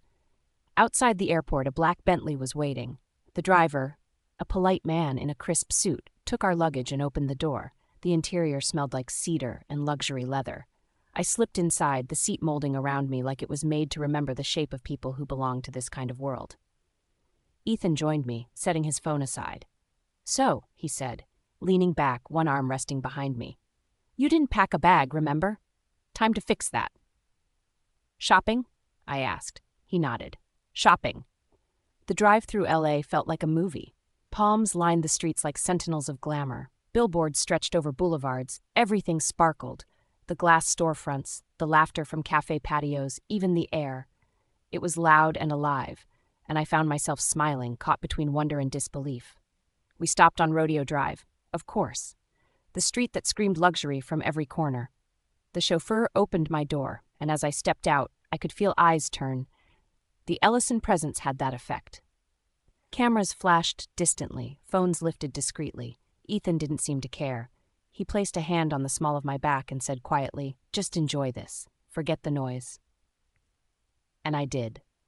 We started at Chanel. The sales associate, a woman in her mid-30s with a bright smile, greeted us immediately. "Mr. Ellison, always a pleasure, and this must be your wife." Wife. That word still made my stomach flutter. Ethan simply nodded and said, "She needs everything: dresses, shoes, bags, casuals, the works." I blinked. "Everything?" He looked at me, eyes gleaming with mischief. "You didn't pack, remember?" I tried to protest, but soon I was swept into a quiet, indulgent chaos: dresses of soft satin and silk, rows of shoes, gold accessories glimmering like sunlight. I tried on a pearl-white midi dress with delicate straps and a soft flow at the hem. Ethan's gaze lingered a second too long, his expression unreadable. "That one," he said simply, voice low. I laughed. "You didn't even let me try the others." "I don't need to," he replied, crossing his arms, smirking slightly. "That one's perfect." From Chanel to Dior, then to Saint Laurent, the day blurred into textures and colors. He didn't rush me once. He just watched, occasionally adding a teasing comment that made me roll my eyes or blush uncontrollably. Somewhere between the shoes and the handbags, I realized something. Ethan Ellison, the stoic billionaire who barely smiled, was having fun. Real fun. When we left the last store, my arms were full of shopping bags, and Ethan was laughing, actually laughing, as he took half from me. "You're terrible at carrying designer bags, Noor." "I'm not terrible," I retorted. "I'm just new to being spoiled." That made him pause, just briefly. His gaze softened, his voice gentled. "Then I'll make sure you get used to it." The words hung between us, heavier than they should have been. We drove to a private villa overlooking the city, one of the Ellison properties. It was breathtaking white marble floors, floor-to-ceiling windows revealing the entire skyline, a pool that shimmered like glass. I walked to the terrace, feeling the breeze against my skin. The sunset was beginning golden rays painting the buildings in soft, romantic hues. Ethan joined me, standing close enough that I could feel his presence even without touching. "Do you like it?" "It's beautiful," I said quietly. "Everything about this city feels alive." He nodded, eyes fixed on the horizon. "It reminds me that there's more to life than boardrooms and headlines." I looked at him, then really looked. The strong jawline, the tired eyes that somehow still carried warmth when they met mine, the unspoken storm behind his calm. "You're more than that too, you know," I said softly. He turned, brows lifting. "More than what?" "More than the headlines, the rumors, the name." A faint smile tugged at his lips. "You think so?" "I know so." Something shifted then. The wind seemed to quiet, the city noise fading into the background. He took a step closer, his hand finding mine with quiet confidence. The same warmth from the flight returned, only this time it burned deeper. "Noor," he said slowly, like tasting the name. "You have a way of seeing through people. It's unnerving." I smiled faintly. "Maybe you needed someone to." He exhaled softly, like he'd been holding his breath for years. Then he whispered, "You're dangerous. You know that?" "Why?" I teased, though my heart was pounding. "Because you make me forget the walls I built." And just like that, he leaned forward and kissed me again, not tentative this time, but sure, grounded. The kind of kiss that spoke of release and promise all at once. My fingers found the edge of his shirt, clutching lightly, feeling the rhythm of his heartbeat under my palm. When he finally pulled away, the city lights had started to twinkle below us, like stars bowing to earth. He rested his forehead against mine. "Dinner?" he asked softly. I smiled. "Only if you promise to stop buying me entire stores." He chuckled, his hand still on my waist. "No promises, Mrs. Ellison." The night deepened with laughter, warmth, and the quiet hum of something new, something dangerous, delicate, and dazzling. For the first time in a long while, I didn't feel like I was pretending. Dinner was a haze of laughter, candlelight, and stolen glances. The night sky stretched wide above the villa's terrace in Los Angeles, painted with deep indigo and silver stars that blinked like they were in on a secret. The ocean hummed softly in the distance, brushing the shore like a quiet applause. Noor sat across from Ethan, the flicker of the candle casting warm gold across her skin. She wore a silk slip dress in pale rose, delicate and flowing, the kind that whispered with every movement. Her curls were down now, slightly messy from the long day, giving her a soft, effortless kind of beauty. Ethan, in his white shirt rolled at the sleeves and black trousers, leaned back in his chair, watching her with that quiet intensity only he possessed. He'd barely eaten, his fork played with the edge of his plate, but his eyes never left her. "Why are you staring at me like that?" Noor asked, smiling shyly as she looked down at her glass of wine. He tilted his head. "Because you're easy to look at." Noor laughed softly. "You've been saying things like that all night. You're different today." "Maybe I'm just done pretending I'm not into you," he said, his voice low and deliberate. Her laughter faded. She met his eyes, searching. There was no arrogance there, no teasing smirk, just vulnerability. Ethan Ellison, the man known for his control, looked like someone on the edge of something terrifyingly real. For a long moment, the air between them thickened, humming with quiet confessions neither had said aloud. Noor's heart pounded. She looked away, focusing on the sound of the waves, the way the candles flickered as the night wind moved through them. "Ethan," she began, voice almost a whisper, "you don't have to say anything you'll regret." He smiled faintly, shaking his head. "I don't regret you." Noor blinked, caught off guard. "That's not what I meant." "I know," he said softly, "but I meant what I said." A long silence followed, one filled with emotion too heavy to name. Ethan stood, walked to the edge of the terrace and looked out at the horizon. He exhaled deeply, shoulders tense, as if finally letting go of years of restraint. "I spent my whole life building walls," he said. "Business, expectations, the Ellison name. Everything had to be perfect, and when something didn't fit, I let it go before it had the chance to hurt me." Noor watched him carefully. His voice was low, gravelly with honesty. He turned back to her, his gaze soft but unguarded now. You're the first person who made me want to stay, even when I'm scared to death of what that means." Her breath hitched. "Ethan." He walked closer, each step slow, deliberate, until he was standing right in front of her. The candlelight danced over his face. Those defined cheekbones, that quiet storm in his eyes. "I don't know how to do this," he admitted, "but I know I don't want to lose whatever this is before it begins." Noor stood too. The distance between them was small, one breath, one heartbeat. "I'm scared too," she confessed, "but maybe that's how you know it's real. It's supposed to scare you." His lips curved into a small smile, the kind that melted her instantly. "Then let's be scared together." Noor's eyes softened, and for a second it felt like time paused. The music playing from the villa's sound system shifted to something soft, a piano piece that wrapped around them like velvet. Ethan reached for her hand. "Come with me," he said quietly. He led her through the villa, their steps echoing against marble floors, the night wind slipping in through the open balcony doors. Noor followed, her heart drumming against her ribs, not knowing what to expect. When they stepped onto the villa's balcony, the world outside was wrapped in silver moonlight. The ocean glittered far below, and a cool breeze carried the scent of jasmine.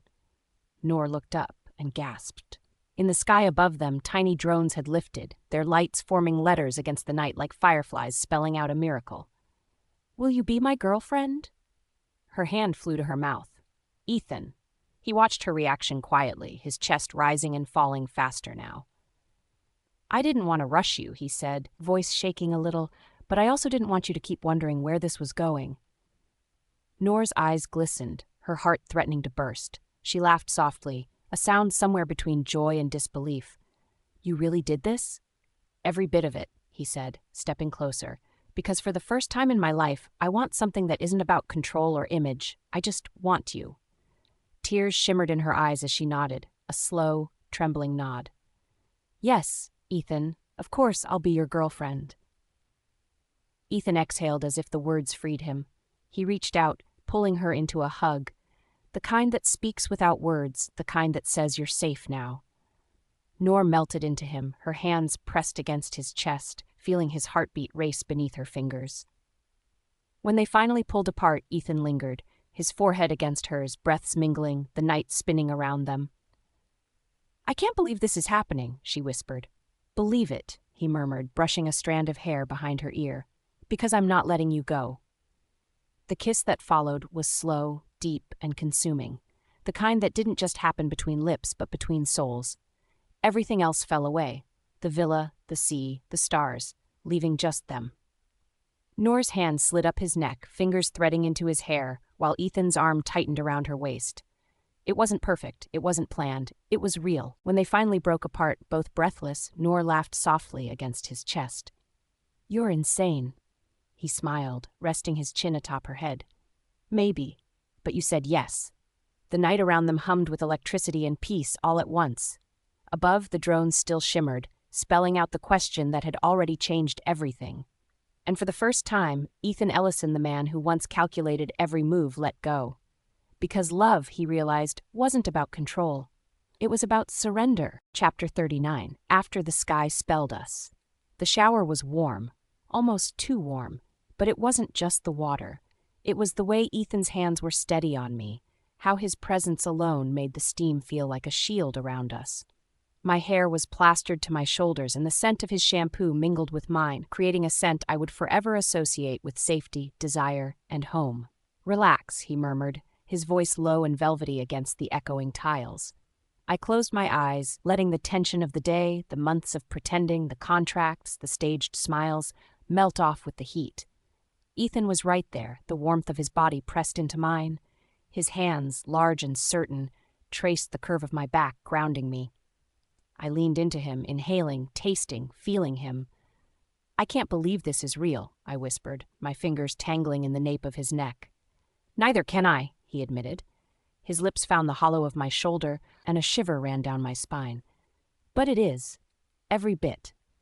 Steam curled around us like smoke, wrapping our bodies in a private world. He tilted my chin up, eyes dark and unfathomable, yet soft with something I hadn't seen in him before. Vulnerability. He was letting me in completely, and for the first time I realized how much I wanted to be inside his world too. Ethan. My voice cracked slightly, a mix of awe and need. He cupped my face in his hands, thumbs brushing over my cheeks, anchoring me. "I've wanted this for so long," he murmured, brushing his lips against mine. The kiss started slow, teasing, exploratory. Then it deepened, pulling me into him as though we'd been orbiting one another for eternity, and finally collided. I tasted him. Faintly minty, faintly danger, all of Ethan. The water pooled at our feet, washing away everything but us. The world outside the shower, the villa, the stars, the city lights, ceased to exist. It was just me, him, and the steady rhythm of our breathing. Ethan's hands were patient, deliberate, learning every inch of me. I felt alive in a way I hadn't before. The warmth of him, the security, and the thrill of the unknown collided, making me dizzy and intoxicated all at once. When he pressed against me, gently but firmly, I wrapped my arms around him. I could feel the tension in his shoulders, the way he exhaled slowly, trying to steady himself. He had always been in control, but right now, I realized he was letting go, completely, utterly, with me. After a long moment, we stepped out of the shower, water dripping from our hair and skin glistening in the dim light. He grabbed a fluffy towel and draped it around my shoulders, his touch feather-light, making me melt. I grabbed a towel for him, brushing my hands against his chest as I did, feeling the solidity of him beneath my fingertips. We moved into the bedroom, still dripping, the steam following us like a soft cloak. The sheets smelled faintly of lavender and cotton, the pillows plump and inviting. I sat on the edge of the bed, heart still racing, and watched him. Ethan Ellison, stoic, cold, unshakable, now looked at me with a vulnerability that made my chest ache. He sat beside me, the proximity making my stomach flutter. Our knees touched. His hand found mine, fingers intertwining without hesitation. The world outside had faded entirely, leaving only the shared space of trust and desire. "Can I tell you something?" he asked quietly, voice almost a whisper. "You can tell me anything," I said. "I'm scared," he admitted, and the words shocked me because I'd never heard him admit fear. "Scared I'll mess this up. Scared I'll lose you. Scared I'll ruin what we have." I squeezed his hand, leaning closer. "Ethan, you can't mess this up. You can't ruin something that's meant to be." He let out a shaky laugh, brushing a damp strand of hair from my face. It's hard to believe that sometimes. I'm used to controlling everything, planning every step. But with you, I don't know the next step, and I don't want to know it alone. I pressed my forehead to his, feeling the steady beat of his heart against mine. "Then you won't have to," I whispered. We sat like that for a while, wrapped in each other, letting the water droplets on our skin shimmer like diamonds in the soft glow of the bedside lamp. The intimacy wasn't just physical. It was trust, it was surrender, it was the quiet acknowledgement that what we had was rare and unbreakable. Eventually, Ethan leaned back slightly, brushing my damp hair behind my shoulder. "You smell like everything I didn't know I was missing," he said, and I laughed softly, pressing my lips to his chest in response. "I think you might be addicted to me already," I teased lightly. "Maybe," he murmured, a smirk tugging at his lips. Then, without warning, he pulled me close again. Our bodies pressed together in perfect alignment. Every touch, every brush of skin was electric. Hours passed in a haze of whispered confessions, gentle kisses, and soft laughter. We explored each other's worlds in the quiet of that bedroom, learning curves, vulnerabilities, and desires that were uniquely ours. Ethan's stoicism melted away piece by piece, replaced with softness, warmth, and a craving for connection that matched my own. By the time we finally lay tangled in the sheets, bodies warm and hearts beating in sync, I realized something terrifying and exhilarating. This was more than a relationship. It was trust. It was love in its rawest, most human form. Ethan held me close, his hand tracing lazy circles along my back. "Noor," he murmured, voice thick with emotion, "I've wanted this, wanted you, longer than I ever admitted even to myself. I don't care about contracts or appearances anymore. I just want us. I want us too," I whispered back, letting my head rest on his chest, listening to the steady rhythm of his heartbeat. "Even if it scares me." He kissed the top of my head, lingering, as if imprinting the moment into memory. "Then let's not be scared anymore," he said softly. "Let's just be." And for the first time in the quiet aftermath of the proposal, surrounded by warmth, steam, and the safety of each other, we were. Noor Bayender and Ethan Ellison, just two people, fearless and tender, standing on the edge of forever, finally willing to fall. The first light of Los Angeles filtered through the floor-to-ceiling windows of the villa, painting the room in pale gold and soft pinks. The air was cool, with the faint scent of jasmine from the garden below drifting in, but my body was warm, cocooned under the weight of Ethan beside me. I stirred, eyelids heavy, and immediately felt his arm tighten around me, anchoring me against him. The steady beat of his chest beneath my ear was like a lullaby, steady, calm, and reassuring. I let myself relax into him, breathing in the faint scent of his cologne mixed with morning freshness. "Good morning," he murmured, his voice husky, the sound vibrating against my temple. I lifted my head just enough to peek at him. Ethan was still half asleep, hair tousled in that way that made him look impossibly human and impossibly perfect at the same time. His jawline was softened by sleep, eyes squinting slightly against the morning light, lips parted as he yawned. "Good morning," I whispered back, my voice small and hoarse. He grinned, that sly, crooked smile that made my knees weak. "I could get used to waking up like this," he said, brushing a stray strand of hair from my face and tucking it behind my ear. I snorted softly. "You say that like this is not the first time we are waking up together." "Because it's true every time," he replied, voice dipping low, laced with warmth and something almost feral, something that made my pulse skip. His hand drifted from my hair to my cheek, tracing my jawline with the gentlest touch. "You're incredible, you know that?" he said quietly. "Even like this, sleepy, messy hair, just you. I can't believe you're mine." I felt my chest tighten, my heart speeding up. "You're mine too," I whispered, pressing my lips briefly to his chest, right over the steady beat of his heart. Ethan groaned softly, pulling me closer, so I was pressed fully against him.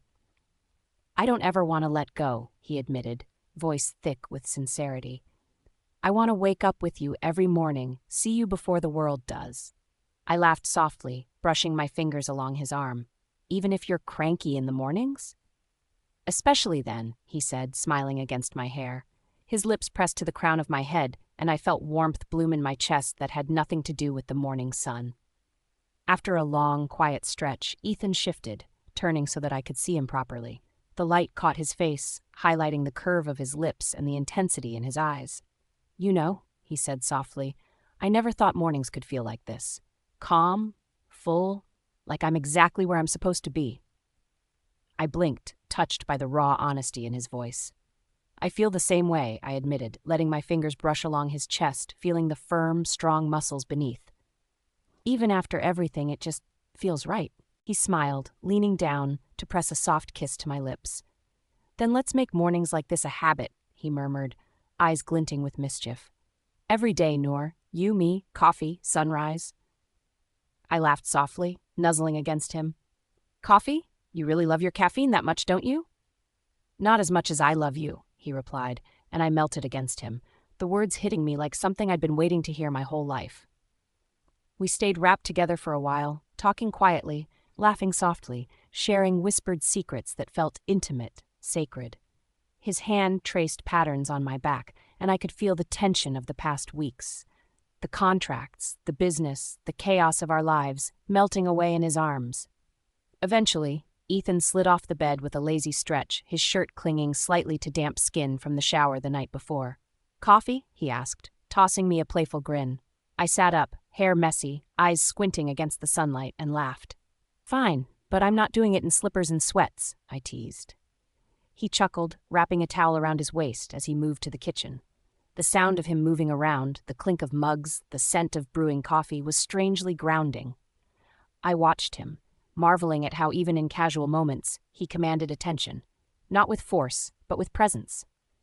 "Don't stare," he said over his shoulder, smirk tugging at his lips. "I'm not," I replied, though I knew he caught me. We made coffee together, Ethan taking his black, no sugar, while I sipped mine with just a hint of cream. We moved to the terrace, the morning sun brushing the curve of his shoulders and the fine lines around his eyes that only appeared when he smiled fully. He poured the coffee into mugs for us both, handed me one, and our fingers brushed. That touch lingered longer than necessary, and I caught his gaze, both of us silently acknowledging the unspoken promise we'd made. To explore this, to dare love, to savor every moment we had together. We sat side by side, sipping, watching the city wake, feeling a rhythm that belonged only to us. Ethan reached over, brushing his thumb along the back of my hand. "I never realized mornings could feel like this," he murmured again, softer now, more intimate. "Like home." "You make it home," I whispered. He leaned into me, pressing a soft kiss to my temple. "Then I guess I'm never leaving," he said, voice low, tender, filled with a kind of certainty that made my chest ache with warmth. For the rest of the morning, we stayed like that, talking quietly, laughing softly, stealing kisses in between sips of coffee, our bodies brushing, our hearts sinking. The world outside could wait. The city lights and the villa, the ocean breeze, the soft hum of life around us, all of it blurred into insignificance. It was just him, me, and the start of something breathtaking, something neither of us had ever dared to hope for, but had now in our hands. And as the sun rose higher, casting golden light over his perfect, stoic features, softened by intimacy, I knew, without question, that this was only the beginning. Because for the first time, Ethan Ellison wasn't just the man behind the empire. He was my man, my anchor, my home, and I was his, in every heartbeat, every sigh, every quiet morning yet to come. The Los Angeles sun filtered softly through the sheer curtains, warming the villa just enough to make the morning feel lazy and luxurious. I was stretched out on the oversized chaise in our suite, hair loosely tied back, sipping on a fresh glass of orange juice Ethan had poured for me earlier. The scent of his cologne still lingered faintly in the room, mingling with the faint aroma of tropical flowers from the balcony. I could hear the soft hum of the city below, but it felt like we had our own little world, tucked away from everything. My phone buzzed, and a smile instantly lit my face. It was Heir, my best friend, my confidant, the one person who had been there through every late-night latte disaster and every ambitious dream. I answered quickly, my excitement making me forget any semblance of composure. "Noor, I've been dying to hear from you. How's the world's newest Mrs. Ellison?" Heir's voice practically bubbled through the line. I laughed, the sound spilling easily from me. "Mrs. Ellison is surviving and very, very happy," I admitted, letting my voice soften with warmth. "Honestly, Heir, I've never been this, I don't know, giddy, content, alive. Ethan, he's everything I didn't even know I wanted." There was a pause on the other end, then a delighted squeal. "I am so proud of you. I've been waiting for someone like him to come into your life. Spill every detail. I want to live it through you." And I did. I told her everything. The private jet, the villa, the way Ethan had looked at me when he kissed me that first night in LA, the morning on the terrace with coffee and sunrise, and of course, the proposal with the drone spelling out my name across the balcony sky. Each detail made me giggle, blush, and sigh, and I could hear Heir laughing, squealing, and cheering on the other side. "I swear, Noor," she said, voice cracking with excitement, "you're glowing. Like, literally glowing. I've never heard you this happy. I'm so glad he's treating you right. You deserve this." I leaned the sunlight warm my face as I sighed dreamily. "I am. I've never been so unafraid to be myself. It feels like everything fell into place all at once, and I'm finally living it, Heir, not just dreaming about it." We talked for another half hour, laughing at old inside jokes, swapping stories, and sharing the little quirks of life I'd been missing while caught up in work and dreams. I didn't notice the hours slipping by until my phone buzzed again. A text from Sarah. "Surprise! How do you feel?" I nearly squealed aloud, dropping my phone onto the chaise as I stared at it, trying to process the message. Sarah's timing was impeccable, and I knew better than to ignore it. I called her back immediately. "Noor, I see you got my message. How are you feeling right now?" Sarah's voice was playful, like she was equally excited to see what this little surprise was going to do for me. I laughed, letting my joy spill over. "Sarah, I feel, I don't even know, excited, nervous, giddy, spoiled, all the above. I don't even know what's happening next, but I'm loving every second of it. I'm in LA with Ethan, for crying out loud. This is insane." Sarah chuckled, clearly delighted. "I knew he would take you somewhere special. You've been working so hard, Noor, and you deserve this. A little escape, some time to just breathe and be. But don't get too carried away. When you're back, there's work waiting. Brand deals, meetings, new campaigns. We can't let your empire wait too long." I smirked, setting my juice aside and leaning back into the soft cushions. "Sarah, I'm so glad my man dragged me away from you for a bit. Honestly, all you do is work. You never let me rest." Her laughter came through the line like music. "Guilty as charged, but don't think you're off the hook completely. You still have to check in on everything. This is just a mini vacation. Enjoy it." I sighed happily, the sound of her teasing and warmth filling the room like a soft blanket. Okay, I will, I promise. But for now, I'm staying here in my little dream, sipping juice, staring at Ethan and letting life catch up to me. I can't even believe this is real. "You're glowing, Noor," she said softly. "I can hear it in your voice. Be present. Breathe. This is your moment, your story." I closed my eyes, letting the warmth of the sun, the villa, and the life I had always dreamed of settle into me. "Thank you, Sarah," I whispered, "for always guiding me, supporting me, keeping me sane. Even when I don't know which way is up, you're there." Her laughter was light and teasing, but the warmth behind it unmistakable. "That's my job. Now enjoy this. Let Ethan spoil you, and text me all the details, every single detail." I smiled, tucking my phone beside me. The villa was quiet, bathed in the golden morning light, and I felt a complete and utter contentment. Ethan was in the kitchen humming softly to himself as he prepared something for breakfast, and I watched him, heart-swelling, gratitude and love spilling in waves. This was a life I had dreamed of but never dared to imagine fully. A life with Ethan Ellison by my side, full of surprises, adventure, warmth, and love.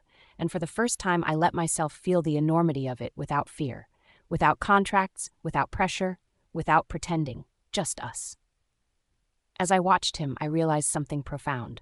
Love like this wasn't just about grand gestures or perfect moments. It was about mornings like this, quiet, soft, human, and real. The little laughs, the teasing calls from friends and assistants, the gentle touches, the shared sips of juice on a sunlit terrace. And for the first time, I felt like I could breathe, fully and completely, knowing that no matter what came next, I had him, and that he had me. The call with Sarah ended, and I tucked the phone beside me, letting the villa's warm air and Ethan's presence fill every corner of my being. I stretched languidly, my hair falling in soft waves around my shoulders, and Ethan turned, catching my gaze. "Good morning, Mrs. Ellison," he said, his voice low and teasing. "You look radiant." I laughed softly, the sound light and free. "Good morning, Mr. Ellison. You look like you own this city." He grinned, eyes twinkling, and crossed the room to wrap me in a warm embrace. "We're going to have the best weekend," he murmured into my hair. "I promise." And for the first time in a long time, I believed it. Because with him, everything felt possible. The Los Angeles sun poured over the city like liquid gold, spilling warmth into every corner, and the air smelled of sun-baked asphalt mixed with a hint of ocean breeze. Even stepping off the private jet, I could feel the city's pulse, vibrant and alive. But none of it mattered the moment Ethan's hand slid into mine. His grip was solid, grounding me as if we existed in a bubble of our own making, untouched by the noise of the city. "Ready?" he asked, that familiar glint in his eyes that always made me catch my breath. "I think so," I replied, trying to match his confident grin. My heart, though, was hammering, wild with excitement and the thrill of the unknown. Ethan's smile deepened. "Close your eyes," he said, leaning down to brush a quick kiss across my temple. I obeyed, a thrill shooting through me. He guided my hand to his chest, letting me feel the steady beat of his heart. "Don't peek," he whispered, and I felt a warmth spread through me at the intimacy of it, the quiet intensity of just being held like this. The SUV hummed under our feet as we moved through the city streets. He had curated everything, the music, the route, the soft lighting from the sunset spilling in through the windows. It felt like a scene from one of those romantic movies I'd watched, the kind that made your chest ache with longing and possibility. Then we stopped. "Open," he said softly. I opened my eyes and my jaw nearly dropped. A small, boutique-lined street unfolded before me, vibrant with color and charm. But what captured my attention wasn't just the cityscape. It was the private section cordoned off just for us. Racks of dresses gleamed in soft velvet, shoes lined up like jewels, and a stylist stood waiting as if she had been expecting me all along. "Surprise," Ethan said, letting his hand brush mine, fingers lingering in that familiar, magnetic way. "You're going shopping, properly. All of it. Just you, me, and a little chaos." I laughed softly, a light, airy sound that surprised even me. You really thought of everything, didn't you? Of course, he replied, the edge of his usual stoicism softened by a playful smile. You deserve it. I stepped toward the racks, letting my fingers brush over silk and cashmere, the textures warm and soft beneath my touch.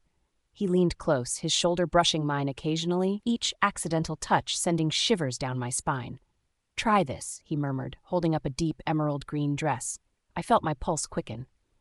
The fitting room was small, but it was electric, charged with anticipation. I slipped into the dress, and when I emerged, the sight of Ethan froze me momentarily.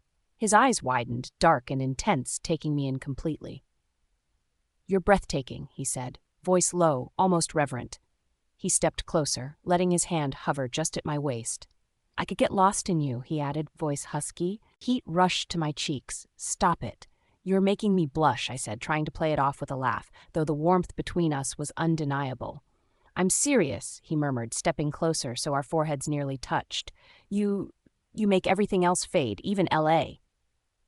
Even the city, even me sometimes. We spent the next hours moving from boutique to boutique, laughing as I twirled in front of mirrors, as he critiqued, teased, and occasionally whispered a soft, intimate word that made me shiver. Every time he brushed a strand of hair from my face or let his fingers graze mine, it was a silent reminder that we existed in this moment together, untouchable, cocooned in our own world. Mid-afternoon found us in a quaint café, tucked between a florist and a small art gallery. The scent of freshly ground coffee mingled with pastries and vanilla candles. We sat across from each other in a quiet corner, the hum of the city around us fading into background noise. He insisted on ordering for me a cappuccino with extra caramel drizzle, and handed it over with that same careful attention that had me leaning into him without realizing. You know, he murmured, voice dropping an octave, leaning closer so our knees touched. I could do this forever. Just days like this. You, me, nothing else. No contracts, no chaos, no one watching. Just us. I rested my head on his shoulder, warmth seeping through me in a way that made me feel safe, cherished, and alive all at once. I'd like that, I whispered. Forever like this, no interruptions, just us. His lips brushed the top of my head in a kiss, and I felt that electric thrill that never dulled, the quiet intimacy that made me forget the rest of the world. Good, he said with a soft chuckle, because I plan on a lot more days like this. Just us. Private, perfect, and I promise I'll keep finding ways to make you smile like this. As the sun dipped, painting the sky in pinks and purples, we wandered back along the streets, hand in hand. We stopped occasionally to admire a street artist's painting or a tiny bookstore tucked in an alley, sharing small, quiet moments that somehow felt monumental. Every glance, every touch, every shared laugh strengthened the unspoken bond between us, a tether I didn't want to break.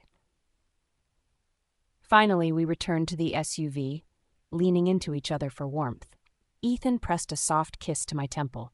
You're incredible, he whispered, and I realized the depth in his tone, awe, pride, and affection all at once. And you don't even realize it. Today, this whole day, it's about you, but it feels like it's about both of us. Us being together, no pretense, no asked. I smiled, heart full, and pressed my cheek against his chest. I feel the same, I said, voice soft. I've never felt this at ease with anyone before, and I love it. I love us. He lingered for a moment, lips brushing my hair, arms tightening around me, and for once I believed in forever. Not the dramatic kind, not the ones written in contracts or headlines, but a quiet, powerful forever, defined by us. As the city lights flickered on, casting a golden glow over the skyline, I realized something profound. It wasn't the city, the boutiques, or the luxury. It was him. It had always been him. And as we drove away, hand in hand, I knew this was our escape, our private universe, and I never wanted it to end. The villa was quiet, save for the faint hum of the ceiling fan and the occasional distant chirp of birds outside. Sunlight spilled through the floor-to-ceiling windows, scattering across the open-plan kitchen and dining area in warm, golden patches. The smell of garlic, fresh basil, and seared chicken lingered in the air, my handiwork, and I couldn't help but beam a little at the thought. Ethan sat at the dining table, one arm propped on the back of the chair, his fingers idly tapping the polished oak surface. His tie was loosened, sleeves rolled up, and the intensity in his gaze softened as he watched me finish plating the last dish, a creamy risotto paired with pan-seared salmon. Even in casual wear, he radiated that quiet authority, that stoic charisma that always made me momentarily forget everything else.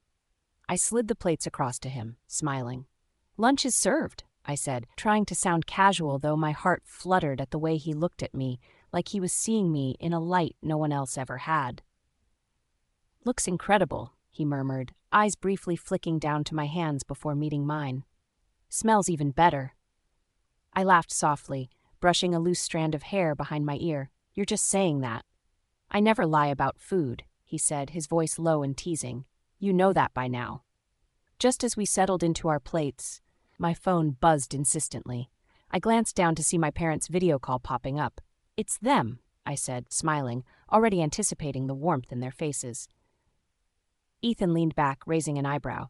"I see we have company," he said, his lips twitching into that small, crooked smile I had memorized. I answered, and instantly, the screen was filled with my parents' faces. Gordon's broad smile was infectious, and Alma's eyes sparkled with excitement.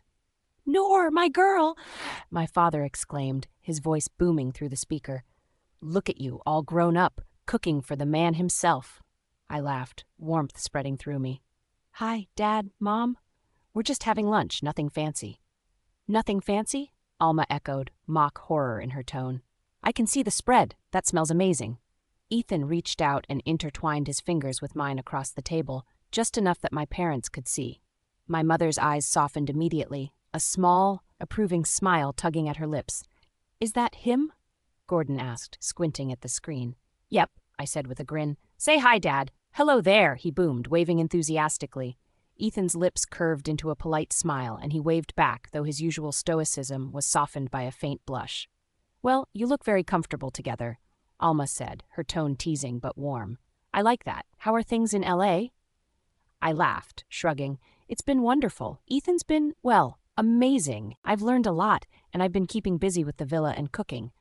And, of course, enjoying the city." Gordon's eyes twinkled with amusement. "He sounds perfect for you. I can tell already. And you, my girl, you're glowing. Ethan's a lucky man." Ethan's hand tightened slightly around mine. "I'm the lucky one," he murmured, enough for only me to hear. Alma leaned closer to the screen, curiosity in her eyes. "Noor, tell us everything. What have you been cooking? Have you found any new recipes? How's the villa?" I grinned, diving into a brief rundown of the meals I'd cooked, the small adjustments I'd made to the villa's kitchen, and the little touches I'd added to make it feel homey. Ethan added a few words here and there, quietly confirming things, but mostly letting me speak. I loved that, the way he trusted me to hold the conversation while he simply existed as my anchor. "You've grown into such a strong, independent woman," Gordon said, voice proud. "And to think just a few months ago, you were still worrying about your café, loans, and all that. Now you're thriving, and with a gentleman by your side who clearly adores you." I felt heat rise to my cheeks, not from embarrassment, but the sheer intensity of knowing my parents saw the connection we shared. Ethan gave my hand a gentle squeeze, leaning in close enough that I could feel the warmth of his chest against my shoulder. "Mom, Dad," I said softly, it's been incredible. I feel happy, really happy, and Ethan, he's everything I didn't even know I needed." Alma's eyes glistened. "That's all we ever want, Noor, to see you happy, and you clearly are." The call continued with laughter, stories from home, and Ethan and me sharing small anecdotes about the villa and our time together. At one point, my father asked Ethan about his work and travels, and Ethan spoke with his usual calm authority, but every so often, his gaze would drift toward me, softening his tone, his focus always returning to me as if I were the center of his world. Finally, after nearly 40 minutes, we said our goodbyes. "Call us when you land back in New York," Alma reminded me, her voice full of affection. "We want to hear all the updates, every little detail." "I will, Mom," I said, my voice warm with love. The screen went black, and the villa was quiet again. I exhaled slowly, leaning back against Ethan. "I missed them," I admitted, softly. I didn't realize how much I missed hearing their voices until now. He pressed a kiss to the top of my head, wrapping an arm around my shoulder. "I know," he said quietly. "They're amazing people, and it's good to see you so happy sharing your life with them. You deserve this, Noor." I turned slightly to meet his gaze, noting the rare vulnerability in his eyes. "You're incredible, you know that? Not just here, but in every way. I'm lucky to have you." Ethan smirked, the teasing and stoicism blending seamlessly as he reached for his fork. "Luck has little to do with it. We just work well together. You and me, we're a team, and teams succeed." I laughed softly, feeling my chest swell with warmth. "A team, huh? I like that." He leaned in, brushing his lips lightly against mine in a quick, tender kiss. "Good," he whispered, and I could feel the unspoken promise in that single motion: protection, devotion, intimacy. "Because we have a lot ahead of us, and I don't plan on letting you face it alone." I smiled, heart full, and realized that these quiet, sunlit moments with him, the laughter, the love, the warmth of family, the certainty of his presence, was exactly where I was meant to be. The villa, the city, the food, the sunlight, even the chaotic world outside, none of it mattered. Because here, with Ethan, I was home.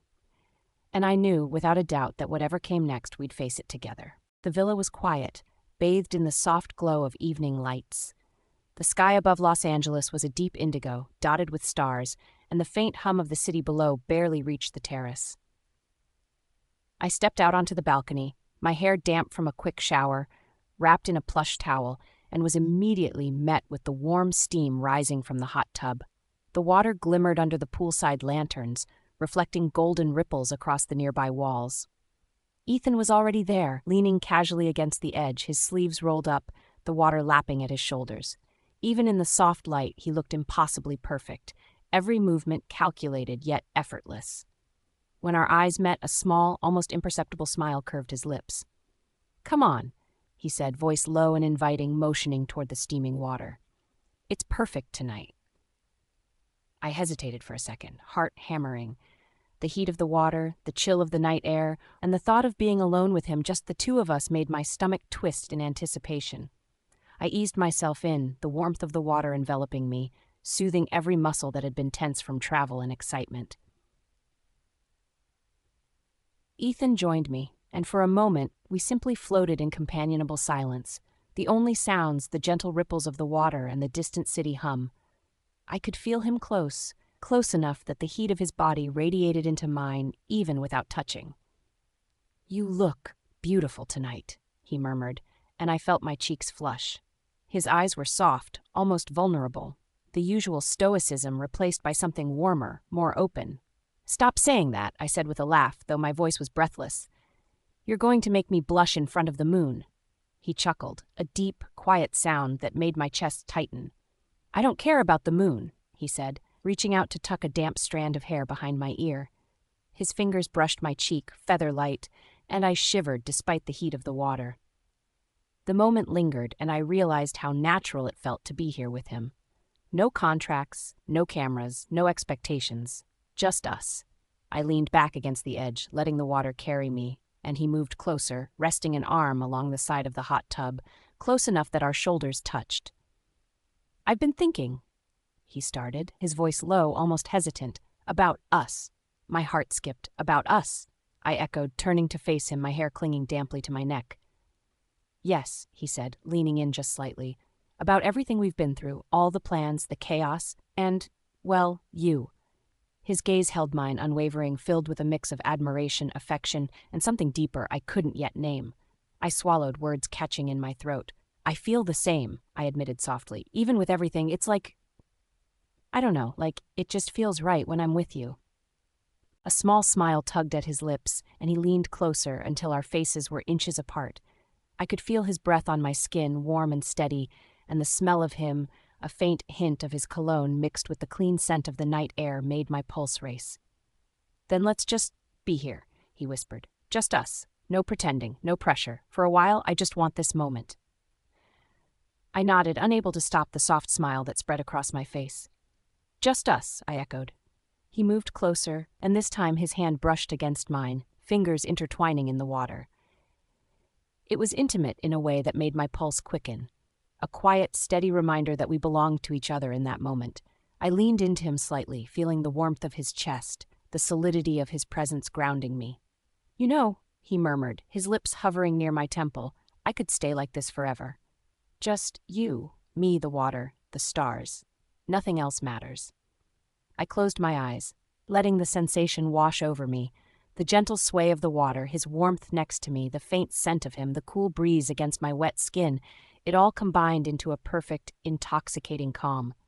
When I opened my eyes again, he was gazing at me, his usual bluntness softened by vulnerability. "You're incredible, Noor," he said quietly. I've never felt like this before." I swallowed hard, emotions bubbling up. "Me neither," I admitted. "I've never wanted to feel like this with anyone." He chuckled softly, leaning back just enough to cup my face with both hands. "Then let's make the most of it. No contracts, no obligations. Just us." I nodded, leaning into his touch. My hand found his arm, feeling the warmth of his skin, the strength beneath his calm exterior. "I like that idea," I whispered, letting the water rock us gently. Ethan leaned in, brushing his lips softly against mine, a kiss that was gentle, lingering, electric, and full of promise. I responded instinctively, letting my hands rest against his chest, feeling the steady beat of his heart. Every worry, every thought about contracts, responsibilities, or the outside world melted away, leaving only the two of us, suspended in a perfect moment of intimacy.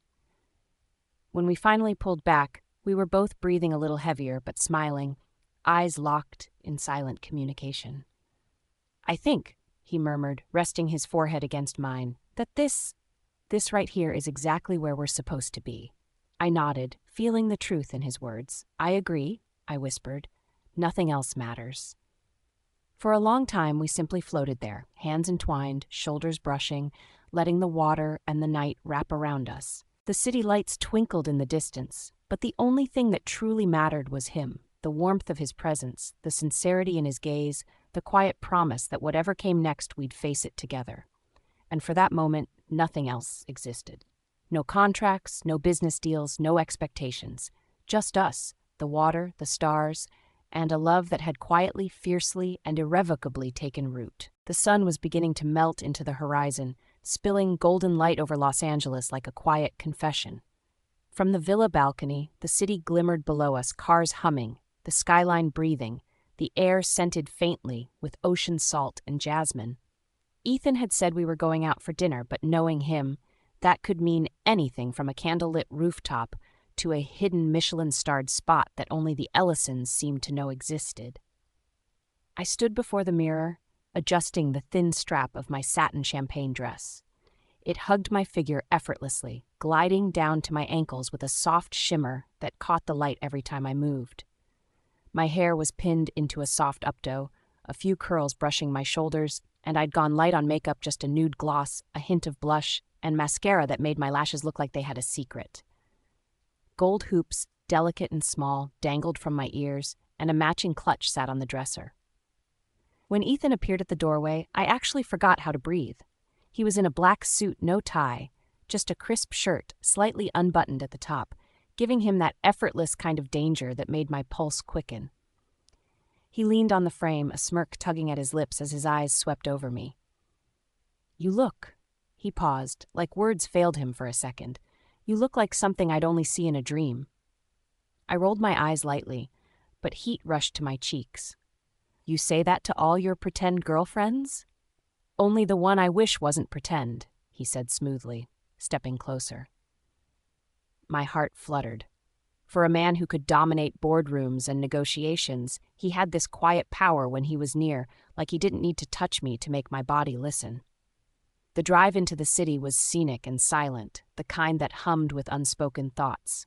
I watched the glow of downtown through the window, while Ethan's hand rested on the gear, his wrist brushing against my thigh occasionally.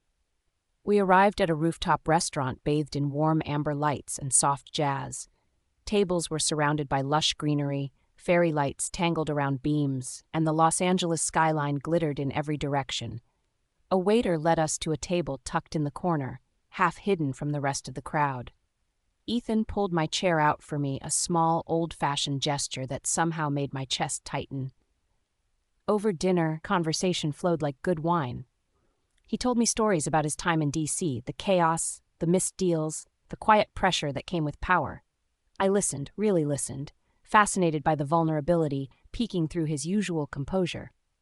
Then he asked about my cafes, my vineyard, my team, his voice soft, his attention absolute, like every word I spoke mattered.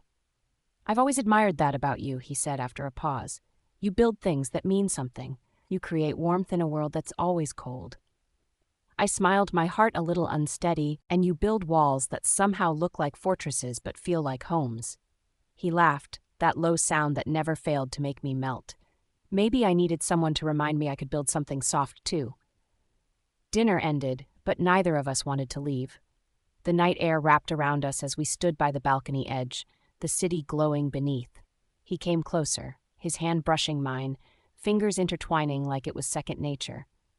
You ever think, I murmured, staring at the city lights, that maybe everything we went through was just leading us here? His gaze lingered on me for a moment before he spoke, voice low. Every single step. He leaned in, and the world seemed to pause, the hum of cars, the laughter in the distance, the clink of glasses all fading until it was just his breath against my cheek. When his lips met mine, it wasn't the desperate kind of kiss that steals breath. It was slow, deep, grounding like we were learning each other all over again, memorizing the rhythm of a moment that felt infinite. His hand found my waist, mine tangled in his hair, and everything else dissolved into the amber glow of the city.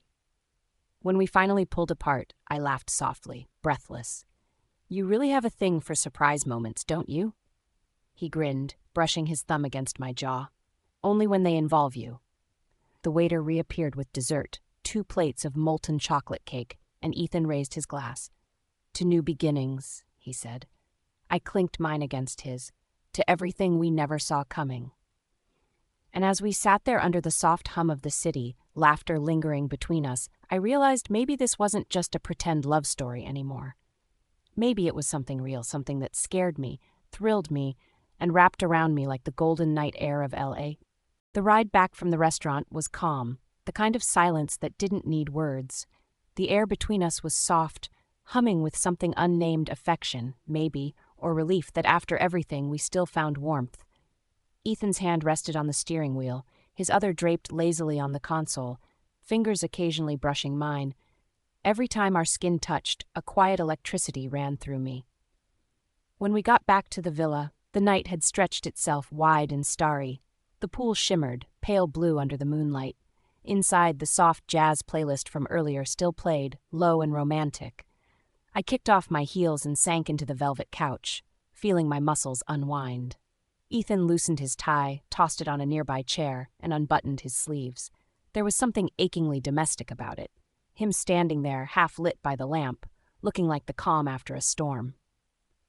He turned toward me, a small smile pulling at his lips. You're quiet, I shrugged, smiling faintly. I'm just taking it in. Tonight was beautiful. Yeah, he said softly, walking over. You were beautiful. Before I could respond, his phone buzzed on the table. He groaned, half laughing. Of course. Go on. Pick it up, I teased. Could be business. He did, but the moment he saw the caller ID, his face shifted into something tender. It's my mom. He pressed the speaker button, and Amy Ellison's warm voice instantly filled the room. Ethan, finally, we caught you. Hi, Mom, he said, chuckling as he leaned back on the couch beside me. His knee brushed mine, and I instinctively straightened. Hello, darling Noor, Amy's voice chimed, elegant but soft. We just wanted to check up on you both. Chantel insisted we call. She says you haven't replied to her messages. I smiled, slightly flustered. Oh, I must have missed them. It's been a busy week, Mrs. Ellison. Oh, please, call me Amy, she said warmly. And where are you two hiding? The media says Los Angeles. Is that true? Ethan smirked. You know I never tell the press anything, Mom. Which is exactly why I'm asking, she countered. I need to know if my future daughter-in-law is eating well. I laughed, covering my face. I promise, I'm eating more than enough. I even cooked today. That caught Gray Ellison's attention. He must have been on speaker too. She cooks too? Ethan, son, hold on to that woman. They don't make them like her anymore. Ethan's eyes met mine, soft and playful. Oh, I intend to. Dad, please, he said, chuckling, his voice dropping with that familiar embarrassed fondness. Chantel's voice suddenly broke in, loud and cheerful. Noor, are you taking good care of my brother? Because honestly, he looks way too serious lately. Oh, you know, I teased, glancing at Ethan. He's a handful, but I'm managing. Amy laughed in the background. That's what I like to hear. Maybe we'll come visit soon, see you both in person. Ethan's expression softened, but I noticed the tiny flicker of hesitation, the look he got when family and real life collided with the quiet bubble we'd built here. "We'd love that," he said finally, his voice gentle. "We'll let you know when we're back." "Wonderful," Amy said. "And Noor, darling, don't let him overwork you. Remember to rest, and please send me that recipe you mentioned last week." "I will," I promised. The call stretched into 20 minutes of laughter, teasing, and warmth. They talked about New York's weather, Gray's new business venture, and Chantel's latest shopping spree. It was loud, loving chaos, and for the first time I felt like I wasn't just a visitor in Ethan's world. I was part of it. When the call finally ended, silence settled again, soft, golden, and full. Ethan placed the phone aside, his hand lingering for a second before he looked at me. "They adore you, you know." I smiled faintly, twisting the ring on my finger. "They adore the version of me they see. I'm still scared they'll hate the real one." He shook his head slowly, eyes deep and certain. "If they saw what I see every day, they'd never stop loving you." For a moment, I couldn't speak. There was too much truth in his tone, too much care for a relationship that started as a lie. He reached out, brushing a loose strand of hair behind my ear, his fingers grazing my cheek. "You're quiet again," he murmured. I paused, exhaling softly. "Sometimes I forget how easy it is to feel safe around you." His hands stilled, but his eyes softened. "That's all I ever wanted you to feel." For a moment, it was just us. The hum of the jazz, the flicker of the lamp, and the quiet rhythm of our breathing. He looked like something out of a dream, undone, vulnerable, all sharp edges softened by the night. I leaned in slightly, and his gaze dropped to my lips. For a heartbeat, we hovered there, suspended between restraint and desire. Then his phone buzzed again, breaking the spell. We both laughed.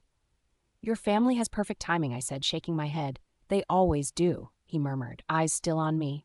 "But so do we." He stood, offering me his hand. "Come on, let's go upstairs. I think we've had enough company for one night." I took his hand without hesitation. His fingers were warm, sure, grounding. As we walked toward the stairs, the faint city glow spilled through the glass walls, painting us in gold.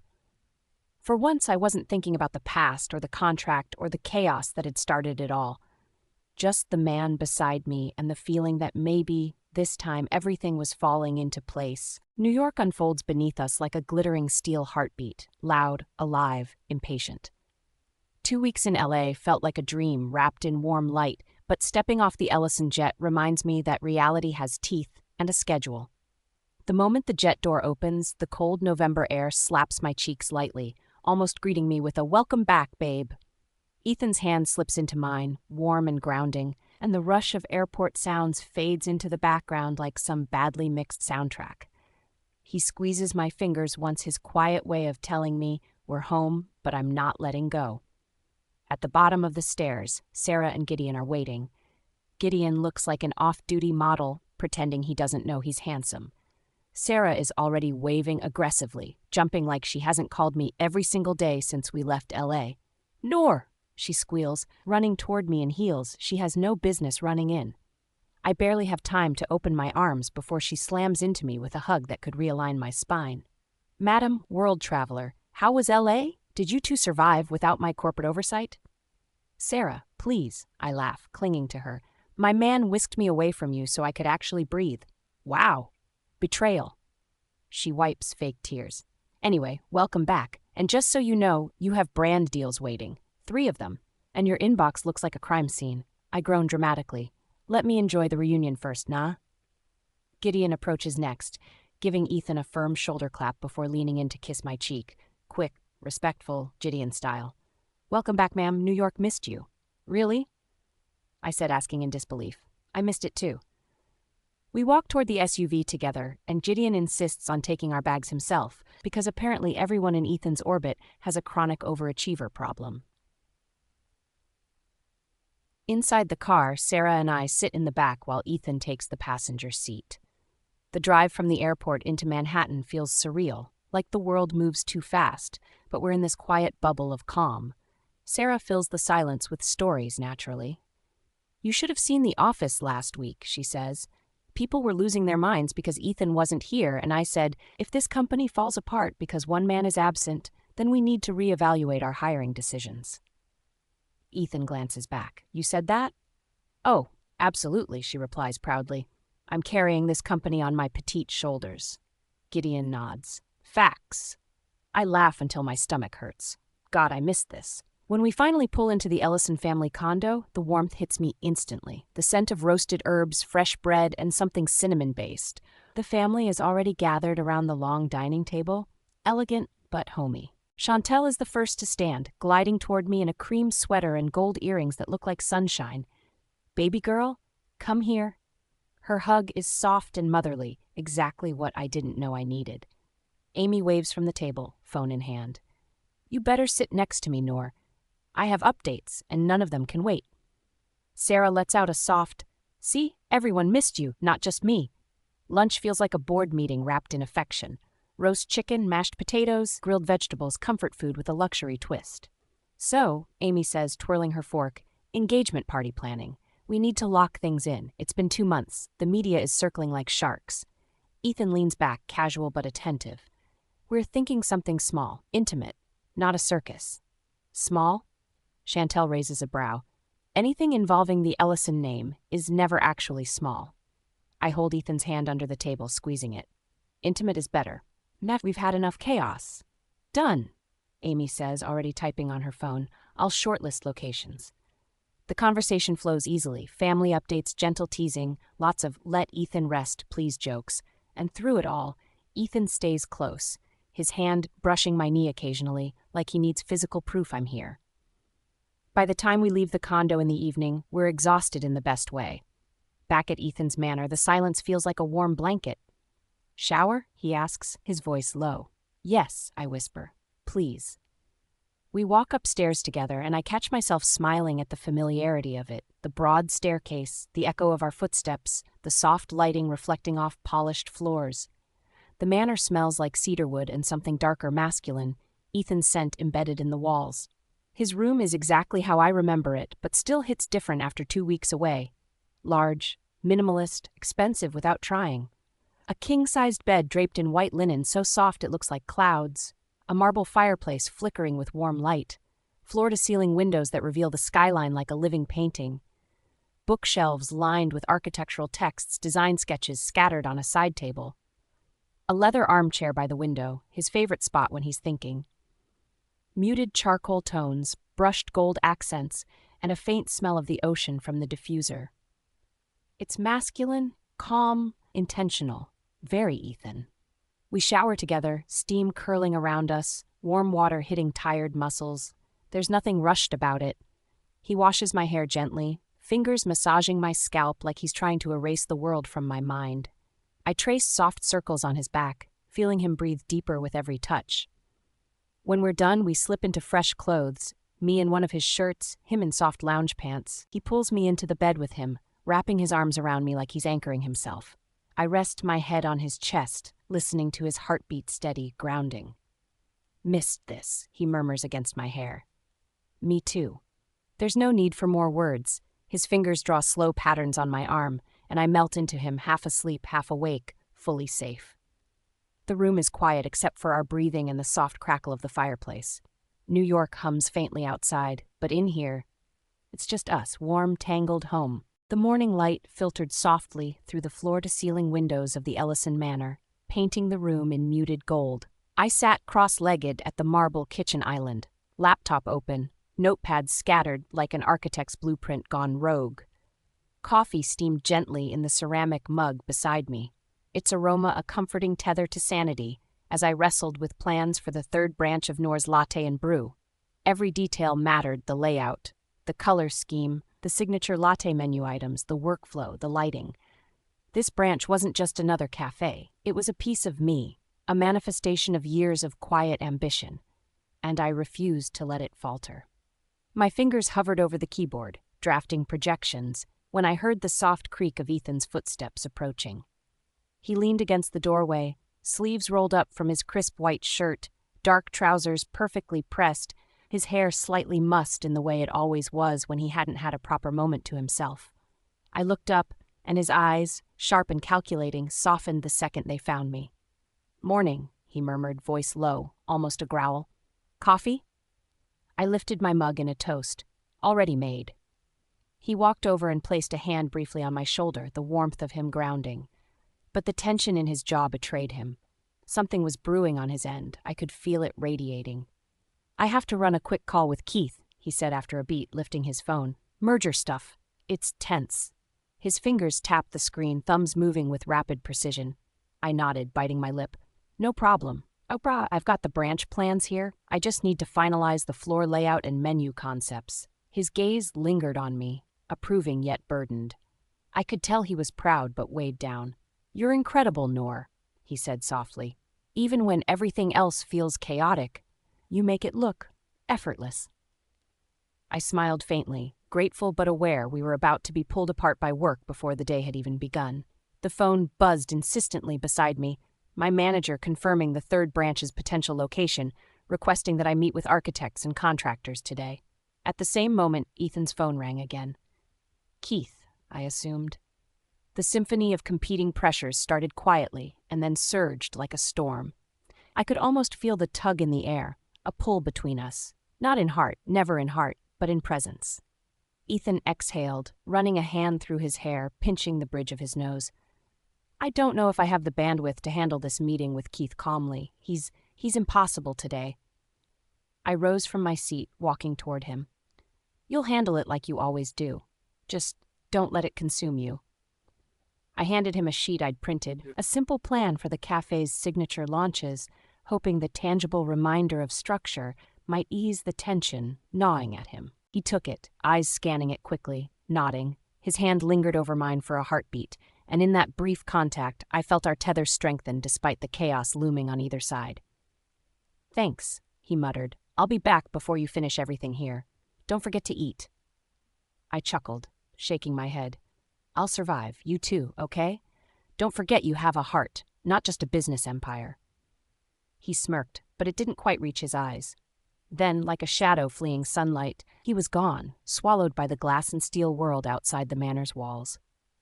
Alone again, I turned back to my notes. Every sketch felt heavier today, every number more pressing. I had to finalize the third branch's layout and workflow. The location was prime, high foot traffic, but it came with expensive overheads and complex design challenges. I toggled between software screens, adjusting seating arrangements, imagining where each barista station would sit, where the pastry display should catch sunlight just right. The margins were tight, and every decision mattered. Hours slipped by. My concentration blurred into a haze of latte sketches, supplier contracts, and color swatches. My phone buzzed Ethan's name flashing across the screen. I answered, heart quickening. "I'm almost done here," he said, voice softer now, a relief after the stress. "Keith's difficult as expected, but I think I managed to hold the line." I exhaled, relief pooling. "I know you did. You always do."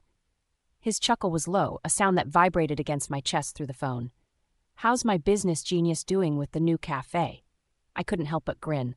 "Overwhelmed but productive. I've mapped out everything. The third branch will be perfect. I hope you'll see it soon." "I'll see it," he said, voice steady, "and I'll be there to make sure it's perfect. Just like you." Hearing that, I felt something in me loosen. The day's tension, the pulling in different directions, the weight of expectations, it all softened with the sound of his voice. By evening, I had wrapped up the final notes, printed plans ready for the contractors and architects. Gideon drove me home, the streets of New York glowing with the golden-pink hue of sunset.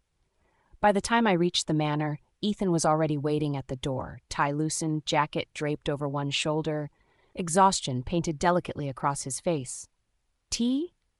I asked, motioning toward the tray I had prepared, 2 steaming mugs, one with chai latte and the other, his strong black coffee, accompanied by a small plate of his favorite chocolate-dipped cookies. His eyes softened, a small smile tugging at his lips. "You didn't have to." I shrugged, feeling the warmth of domestic normalcy in contrast to the chaos earlier. "I know, but I wanted to." We sat on the couch, the city skyline stretching behind us, glowing against the darkening blue of twilight. Ethan took a sip of coffee, letting the warmth seep into him, and I gently nudged my hand to his shoulder, massaging the tension from his muscles. "You managed your day," he said finally, voice quieter than usual. "And me? Somehow you still found time for this." I smiled, feeling pride and affection mingle. We find each other, Ethan. No matter how busy, no matter how pulled apart. We always find each other. He looked at me, his gaze softening into something I didn't often see. Vulnerability, quiet relief, and profound admiration. I could see the edges of his stoic armor softened by trust and the certainty of us. We leaned into each other, an effortless cocoon of warmth. I rested my head against his shoulder as he kissed the top of my head, deep and lingering. "I don't know what I'd do without you," he murmured. "Neither do I whispered back. "But we'll survive, together." The night settled around us, New York's hum softened by distance and intimacy. Outside the glass panes, the city buzzed relentlessly, indifferent to our small human victories and struggles. Inside, the warmth of shared presence and love enveloped us, grounding us despite the pressures of work mergers and business expansions. Ethan's hand found mine, fingers interlacing. "Noor, no matter how pulled apart we get during the day, I want you to know." His voice trailed, emotion threaded through each word. "I always come back to you. You're my anchor, my peace, my home." I tilted my head to look at him, breath-catching. "And you're mine," I said softly. "Even when the world is chaotic, even when our jobs demand everything of us, we have this. We always come back to this." He smiled, a slow, tender curl of lips that made my chest ache pleasantly. He leaned in, resting his forehead against mine. "I never realized how much I needed this balance. You calm me, Noor." I laughed softly, brushing a strand of hair from his forehead. "And you keep me grounded. I'd be lost without you too." The rest of the night faded into quiet conversation, laughter, shared stories, and gentle teasing.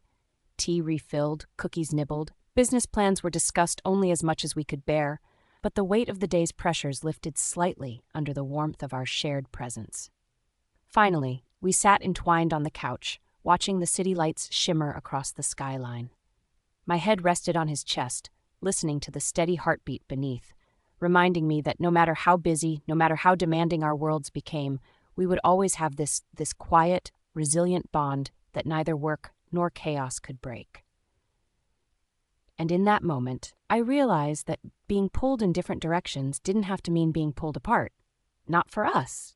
We were tethered, grounded, and bound by love, respect, and the quiet understanding that whatever storms came, we would navigate them side by side.